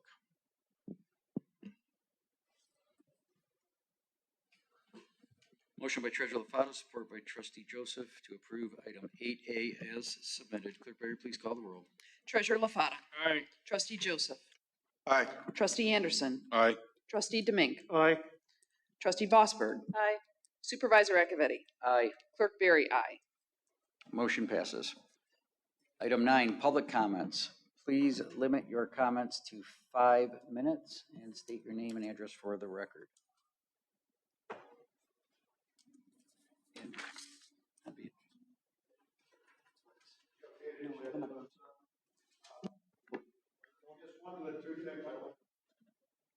Mr. Kadich, if I could, before you start, this is an unusual, I'm sorry? this is an unusual circumstance, so I'm sorry. We received a public comment via the, and your time's not started right now, via the electronic submission setup. So normally Clerk Barry would read that comment, but due to the fact that you're here, she's not going to read that comment. Okay, but I didn't set it up for public comments. If you read the notice, all I asked was a report, a department report, like you get at the beginning of the session from Josh, because I talked to him last Friday, I think it was, and he was prepared to take a call with the Corps of Engineers. And essentially what he said was that the Corps, in fact, using it possibly on the property that you're buying at the end of Hooker Road. My problem is, I thought it was a good way to essentially fix a problem that was caused by this township and the DNR. They were the two reasons that that marsh went to hell. When the View Riverview sub was put in and the other one next to it. All of that drainage, essentially all that area, which is probably around 50 or 60 areas, drained northward, or at that point westward, and down through the marsh. Now, the developer, as part of his plans, initially had to have 2 or 3 ponds in there, retention ponds for the rainwater. And they would eventually drain out and drain down toward the marsh. He wanted to do away with those so he'd have more property and more houses on that property. There was a meeting, DNR was there. Essentially, he was able to build because he gave the property that's all forested across from the marsh to the DNR. And that let him develop some of that property, which infringed on the marsh. Now, what they allowed him to do was make a drain pipe, I think it's about 3 or 4 feet diameter, from the back of that property, north or west, if you call it, to empty into the Salt River. In fact, they put in some type of a settlement thing that had paddles on it to weed out any stuff coming in. But what that did was all that rainwater and everything that drained from that 50 or 60 areas now didn't drain through the marsh. So they were the start of that marsh starting to deteriorate. The second thing that really wrote it was when the water level went down. When those two things happened, then we got the Phragmites took over everything. So when they said they were going to come in and redredge that marsh and give it a chance, I thought it was a good deal. Now I hear they're not wanting to do that, but dredge someplace down near the Hooker Road property. And I just want to report on that so that you can tell everybody what's going on and to give everybody else's opinion on it. I think should be above board. The decision shouldn't be just up to you or Josh or the Corps of Engineers. The other thing, they said they had a lot of money. I would suggest they, even though the water's high, go back and finish dredging the mouth of the Salt. That was dredged a number of years ago when it was down to about 4 feet. And they dredged it out 1,000 feet. They're supposed to go 50 feet wide. They went 25 feet wide out 1,000 yards, and they got it down to about 5 feet. But it's high water, it's not going to be a problem. But 15 years ago, it was a problem. The other thing is I can show you the difference of all the pictures I got across our house for me now is flooded over the seawall. And I've got pictures from 2012, I believe it was, that you can see the bottom of the seawall. So whatever happens with this Corps of Engineers and whatever plans are changing, I wish you'd bring it to light and let everybody sign into it or have a chance to say what should be done with it. The other thing I got to say is on Memorial Day, I was over here just walking around looking at the memorial, Marine Memorial, and somebody early in the morning came through and put a long stem rose at each plate on that memorial, which I thought, at least somebody's looking after these kids. I thought it was a nice gesture. But the thing that disturbed me was there was nobody here had cut the grass around that memorial. There was an individual brought his own lawnmower out that morning, and he was cutting all the grass around the memorial. That's a big, big blind spot for this township. I know how that happened. We got enough people. It should have been done. I didn't care whether the whole rest of the field wasn't done. That was immaterial. But to come into Memorial Day and let that memorial just About 10 seconds. okay. All I'm saying is somebody really dropped the ball there. It was really disappointing to see that somebody had to come out and do the lawn at the memorial. And not only that, I asked his name. His name is Gary Mason. I think this township just said, well, thank you for doing that. And he said he did it. Thank you, because Mr. he Page. was. Thank you. I got to cut you off. Let me finish 1 second. Thank you. Hurry up. His name is Gary Mason. He was a member of Charlie Company. All done. And it was his buddies that were there. Thank you. Thank you very much. Any further public comment? We'll bring it up to the board. Trustee Joseph. I'm sorry. Clerk Barry, is there any public comments submitted? Yes, thank you, Mr. Supervisor. We have had one public comment submitted online from Lynn Fennel, 50135 Sass Road. Hello, I wonder if the sound can be improved on the live meetings website. There is a buzzing noise and often speakers cut out or seem muted. It is very distracting. Thank you. Thank you. Any further public comment? There are no further public comments submitted online, Mr. Supervisor. Trustee Joseph. Thank you, Mr. Supervisor. I'd like to start my comments by finishing the comments that our one presenter came forward and wrapped up. The lawnmower individual was Mr. Jerry Mason.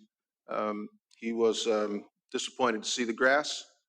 He took it upon himself to bring his own lawnmower and, as was reported, cut the grass around the memorial.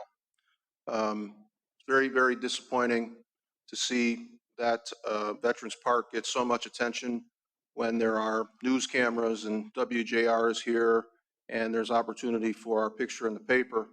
But when it's just regular Memorial Day, sad. It's very, very sad. I will reach out to Mr. Mason, and I'm sorry on behalf of the township. I guess I could take 1/7 responsibility, but the truth is, and I'm not trying to obfuscate here, I don't control day-to-day operations. It's been made very clear to me, my role, anytime I've attempted to ask those kinds of questions or contact who runs the show. So that will go with the person that runs the show. I would like to start with a follow-up to a resident that contacted me regarding an issue that was actually raised by Trustee Anderson several board meetings ago. It was attacked during board comments, but it was nonetheless a very valuable inquiry that a resident and a number of residents began to investigate.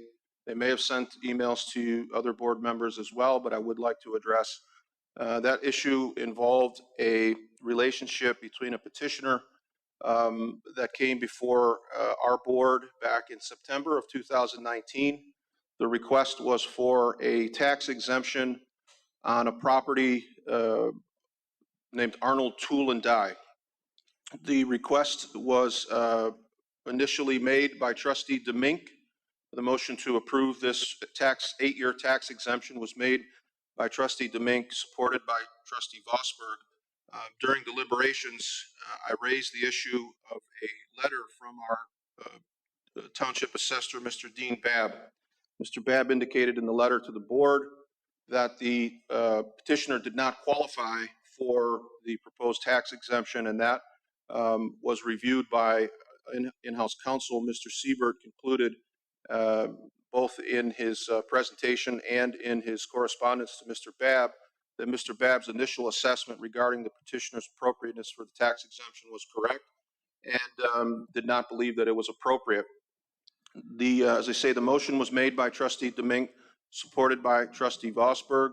When Mr. Babb's letter and Mr. Siebert's opinion were brought into the deliberation, Trustee Vosberg withdrew her support for the motion, and Trustee DeMink withdrew his motion entirely.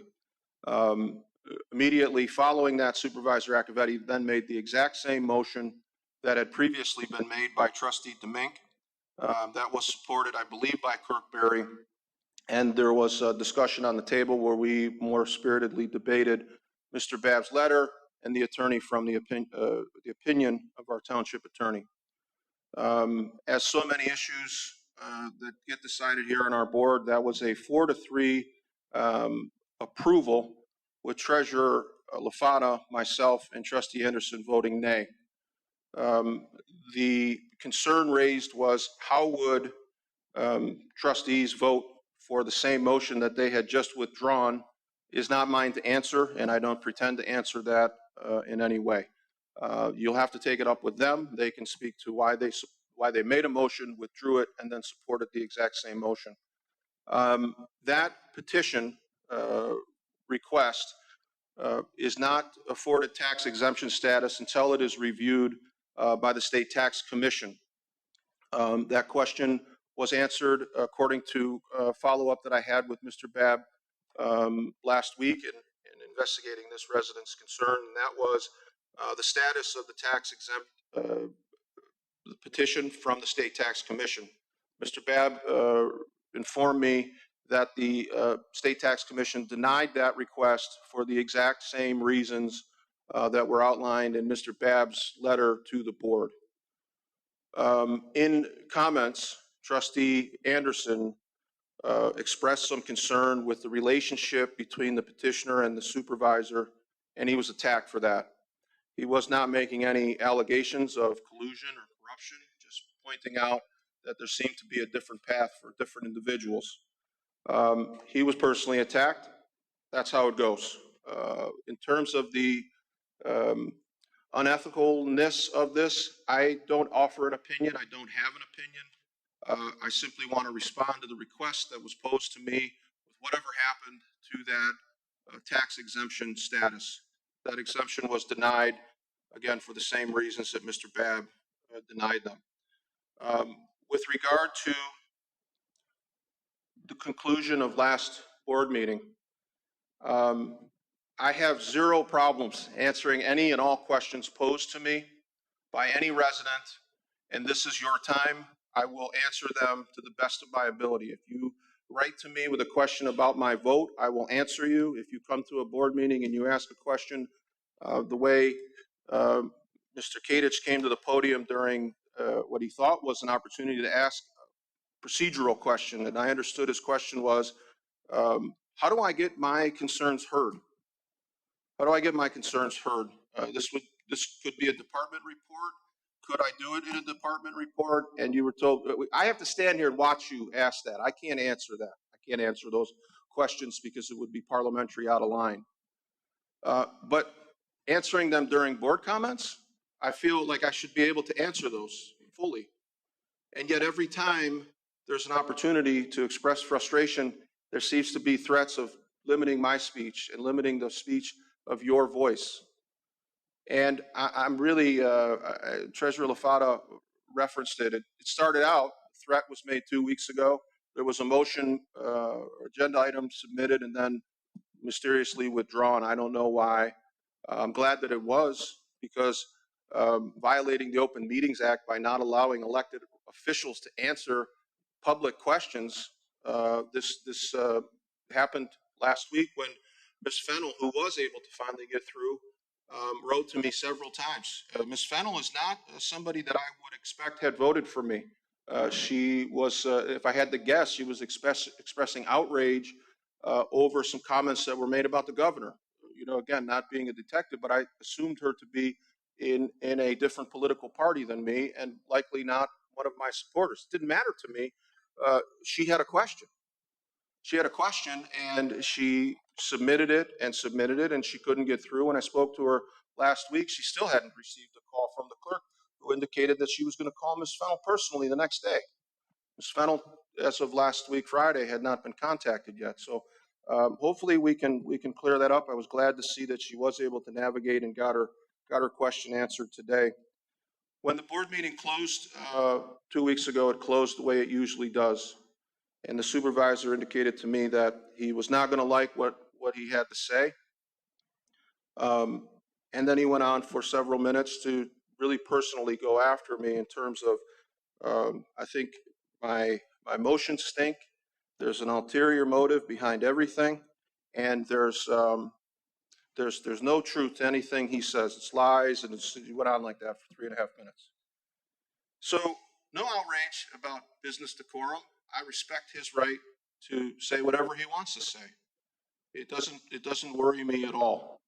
I'm accustomed to it. I've seen the meltdowns, and I know when he loses his cool, he says things that he doesn't always mean. I don't know the intent and how deeply he held his convictions when he said I stink and everything I do is tainted. I don't know if he really meant it. It doesn't matter to me if he does.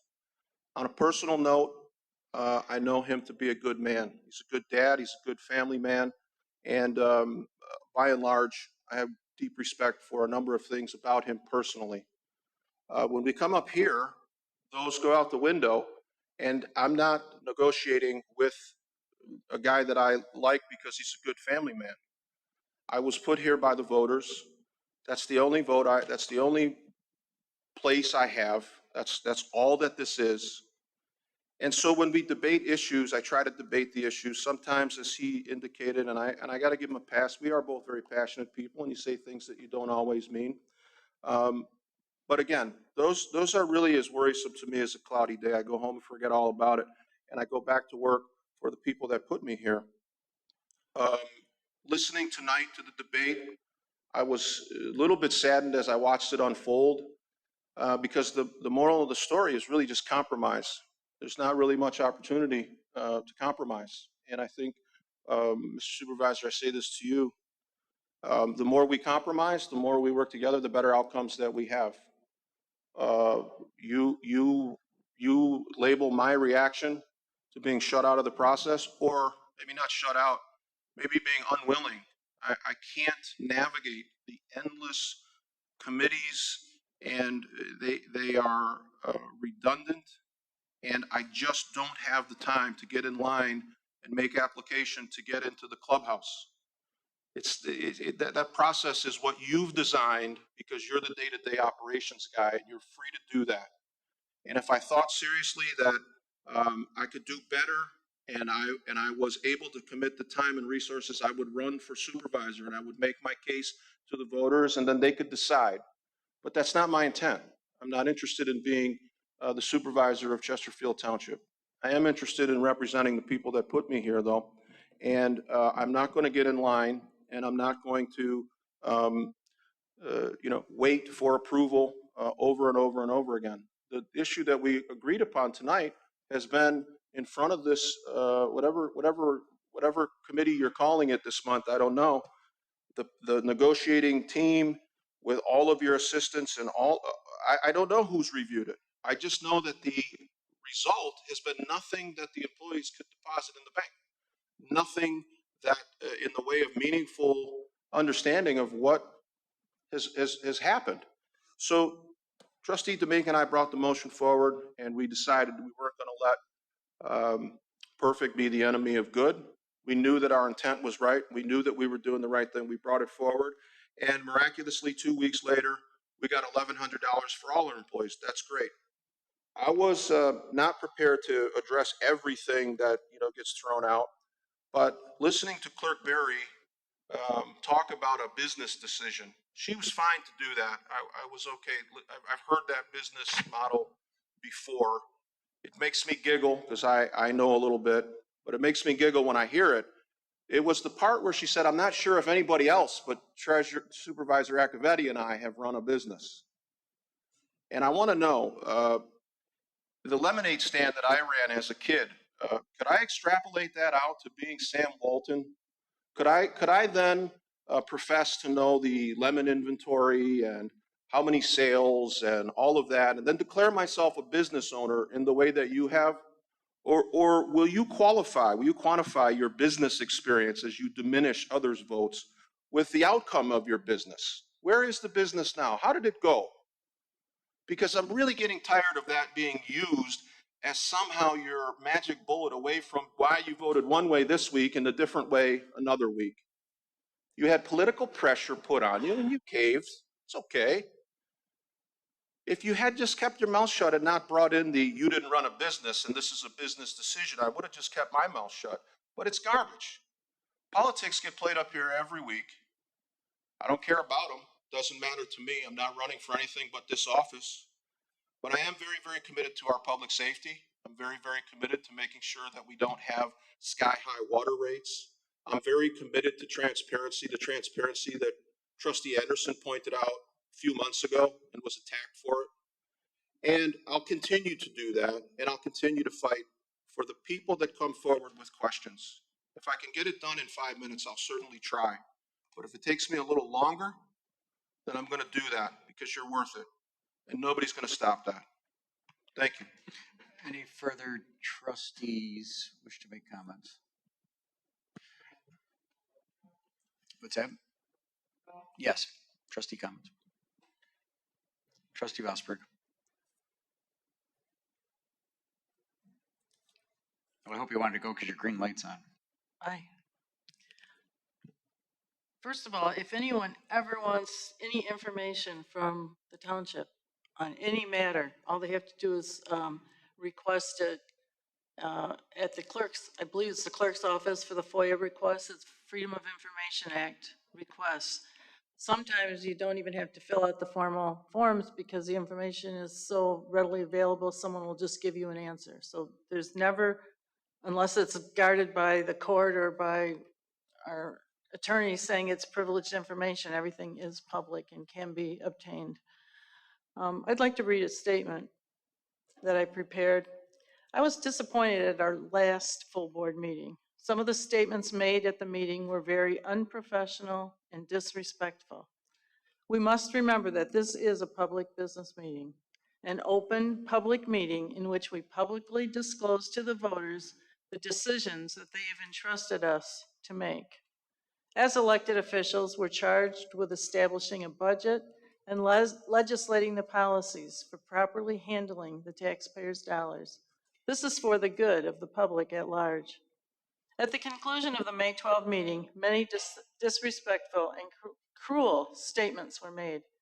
We are representatives of the township, and we must remember that this type of talk is unnecessary. In an effort to stop this bad behavior, I publicly stated at the meeting that I was going to place an item on tonight's board agenda to amend the board rules to limit the time that board members could speak during the board comment section of our agenda, which is the portion that we're in right now. After consulting with the township attorney last week, I prepared the language and submitted it for tonight's agenda. However, after a few days of thinking it over, I realized that respect is earned and courteousness is a decision. These are characteristics that just cannot be legislated by a rules change. So I requested that it be removed from tonight's agenda. In lieu of changing our written rules, I trust that each of us board members will take responsibility for our potentially problematic speech and behavior and to not be a part of the problem, but instead practice polite and considerate behavior toward our fellow colleagues. Thank you. Thank you. Any further board comments? Trustee Domingue. First, my condolences go out to the family of Lou Nigro. In my 16 years up here, I've gotten to know Lou very well. He's always been in the audience, was here a lot back from the days of Thelda Miller and Garnet Connell, and goes way, way back to when I started in politics in 2004, and I was saddened to hear that he did pass away. I realized his wife did pass away, so to the Nigro family, my condolences, and for all the work you've done out at Selfridge and everything else. I have a couple comments, and this is regards to some things that were said last week. Mr. Joseph, you and I have gone head to head for our 8 years up here. Even before you got on the board, you know, we have had conflict. I guess sometimes our best statement is we can agree that we disagree. On a recent correspondence to me, I felt it was very demeaning, the way you ridiculed me and tried to intimidate me. Well, I'm sorry, sir. Your remarks do not affect me in any shape or form. I try to make my decisions on the best judgments that I see fit and what I've done in this township in my lifetime in this township. I'm sorry, sir, I do not answer to you. You're not my dad. My dad passed away 31 years ago, and I'm also older than you. I'm sorry, sir, you're not my dad, and I'm a lot older than you. On the vote 2 weeks ago, if you recall, I voted in favor of the motion. So it passed. There was no other further discussion needed. With regards to not answering you, I was at my job on Thursday, which I had to work. Then I had to attend to some family issues, just like you've had some family issues in the past. We all do. We have kids. I'm sorry, my philosophy is family first. Anything else is second. And just so you know, I was helping my son because on the next morning, he and his wife welcomed their first child into the world, my first grandchild. That is way more important than anything else, and especially in politics or this township. Thank you, Mr. Supervisor. Any further comments from Trustee Anderson? Anything tonight? I think I'll pass. I can't follow anything that's going on here. Thank you. Treasurer LaFata. I'll try and get a hold of, Gary Mason, Mr. Cadis, and see if I can't get a thank you for his, work he did on Memorial Day. I went out there, and took a look at the area. The gravel pathway's got weeds growing in it, and there's nothing but weeds on both sides leading from the parking lot to the memorial, which really isn't acceptable for a Memorial Day holiday. I think what happens is, our building grounds department, they get their priorities set. And, I don't think that that was one of them, which it should have been this week. I think they've been pretty busy putting up shelves and racks and everything for, the clerk's department. And I know how much of a priority the clerk's department must be, because every time it rains, now my office floods and I can't even get anybody to fix the roof. So I'm not sure what I have to do. I don't know if it's a voting thing or whatever, but ever since I've been in office, that roof's leaked and my office is getting wet now. Probably has mold in it.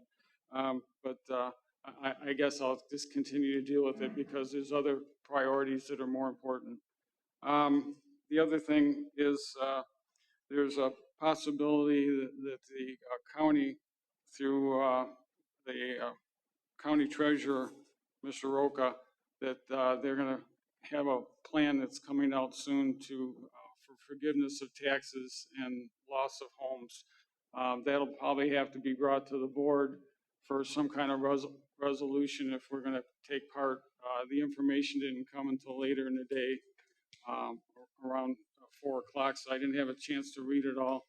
But there could be some impact to the township and some lost fines for late fees. The other thing, it seems that when there's board rules, that board rules don't apply all the time. They only apply selectively when somebody wants them to. It was like evident today, there was somebody that wanted to amend board rules because they wanted to silence somebody, which really isn't. Now that's, somebody had a chance to talk, and I listened very politely, but it was to silence somebody from free speech. It's not what America's about. It's not what a democracy is about. It's not what veterans fought for. I mean, I didn't run to be elected as treasurer so that I would get my board comments cut, so that I was limited to what I had to say. I sat out there with the rest of the residents for years before I decided to run for treasurer, and I was limited to 3 minutes. And a lot of times I didn't get my point across because of the 3 minutes. Then I get elected and somebody doesn't like what they hear. So instead of fixing that problem, just take everybody's right to speak more than 5 minutes away. I appreciate the look on your face, but if the shoe fits, wear it. That really, next thing you know, you take away the 5-minute speech. There might be Chesterfield Township concentration camps where everybody will be put in. Sorry if it upsets you, but wasn't my motion or my agenda item. So I guess it wasn't appreciated, but like I said, if the shoe fits, wear it. But it's not a democracy when somebody tells you you can't speak. Actually, everything that came out of my mouth is a fact, because somebody's trying to keep somebody from talking. And that's not what a democracy is about. Thank you. Clerk Barry. Thank you, Mr. Supervisor. I appreciate the time. I'm going to try to keep this brief because I think we've been sitting here listening to board comments about 45 minutes, and it's been rather enlightening. My comments with regards to the items on tonight's agenda, I would like to thank very much Treasurer LaFata. Thank you, Trustee Joseph, for supporting Treasurer LaFata, for offering the motion and Trustee Joseph for supporting Resolution 2020-18. That was an initiative that I had begun. I was made aware of a grant opportunity through our Michigan Participating Plan, which is our insurance, one of our insurance carriers, of a grant opportunity that was available. And I took that and spoke with our Human Resources Department to see if perhaps there was a way that we could capitalize on that grant. The grant was for a variety of risk limiting opportunities. And I wanted to see, and several of them were human resource related, and I wanted to see if we could qualify for some of those funds. The maximum grant amount is $5,000 that they would have given for these various activities. And thank you to the board tonight for supporting those efforts. When I had the the resolution drafted and the grant application investigated and prepared by Cindy Gratiot in our clerk's department in cooperation with Steve Duchesne, our human resource director. And as a result, hopefully we will apply for this grant and be awarded it. And if we are, we will be receiving about $3,500 in order to make our playscapes safer. It is for falling safely. So if there's a fall from one of our playscapes, that there will be a material there, additional materials there to prevent and limit that risk. So even though it turned out not being an HR item, and it was something that our Parks and Rec department could utilize our facilities, we were able to find a way, some way in which we may qualify for those additional funds. Cost the township absolutely nothing, and we I hope to report in the future that we've been awarded that. So thank you very much for that. I appreciate the support from my colleagues. I would like to have that support more often. It's disappointing to me. I don't address personal issues or try to attempt to settle personal political scores here at the board table. I've said this several times throughout the last almost 8 years that I've been here. I don't believe that this forum is the proper place to do that. This is where we do the people's work here up at this table. We don't do our own. We don't settle political scores. We don't attempt to attack, impugn, bully, intimidate, name call, that sort of thing. It's very, very disappointing when that happens. Unfortunately, it happens here more than I would like to see. I hope that I have never been that individual. I've always tried very hard to be the voice of reason on the board. And I've been called sometimes the adult in the room. I don't agree necessarily with that. I think we are all adults here. And that is why I expect such a higher level of behavior. And I believe that we are capable of that. And I believe, as Trustee Joseph pointed out, when we do that and we cooperate, we get such better results. And as a result, our residents receive the highest quality of service from their elected officials. And I believe that that is what we are put here to do. I think it is also very transparent to anyone who watches meetings and so forth, who is here to do the business of the township and who is here to do their own business. And you can tell by comments when it's I, me, my this, I that, that sort of thing. Here's what I did. Here's what my situation is, and so on and so forth. And I think that's pretty transparent. Again, I try not to do that myself, but when I'm addressed, then I will address it if it's appropriate. So with regards to my comments, and in this way, I will exemplify that. With regards to my comments on Supervisor and I being business owners, it was not certainly meant in any way to deny that others aren't, or to make any kind of negative comments about their positions on the issue. It was simply a comment that Supervisor Acciavatti and I had discussions in the past about being business owners and having employees and some of the challenges. So that's simply all that was. It was not meant for any other purpose at all. And I apologize to anyone if you took it that way. That was certainly not my intent, and it never will be. No matter how disappointing and how spirited, and I will use that word because it's the nicest one I can think of, a debate gets at this table, no matter how many attacks there are, and there will be more because it's an election year, there's going to be more of those. I will not be participating in those types of behaviors. I just don't feel that it's appropriate. And I understand that myself being elected here as a representative, as well as the 6 other board members that I sit with, we are in fact representatives of the people all the time. Whether we're here, whether we're in the public, whether we're in our offices, whether we're whatever we're doing, we are representatives of the public. And each one of the board members here that I sit with, we represent each other as well. And I think we need to treat each other with respect at the very minimum. I think that's what people expect. And we might get just frustrated and disappointed with each other. That is true, but this is not the forum in which to discuss it. I believe that we need to treat each other with courtesy, professionalism, and respect, at the very least. No matter how angry, upset, or disappointed, or much you disagree with a fellow board member, there's no reason not to adhere to those three principles. And I simply do not understand why some people can't. But that is not for me to say. I can only conduct myself as I see fit and as I see honorable and in an honorable and respectful way for being a representative of the people here in Chesterfield. So I hope that we're able to see some better behavior in the future.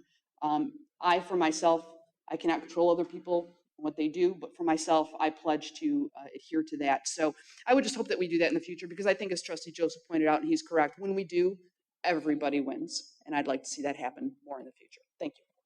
Item number 11 is adjournment. Do I have a motion to adjourn? Motion to adjourn. Motion by Clerk Barry, support by Trustee Joseph to adjourn. All those in favor signify by saying aye. Aye. Opposed by saying nay. We are adjourned.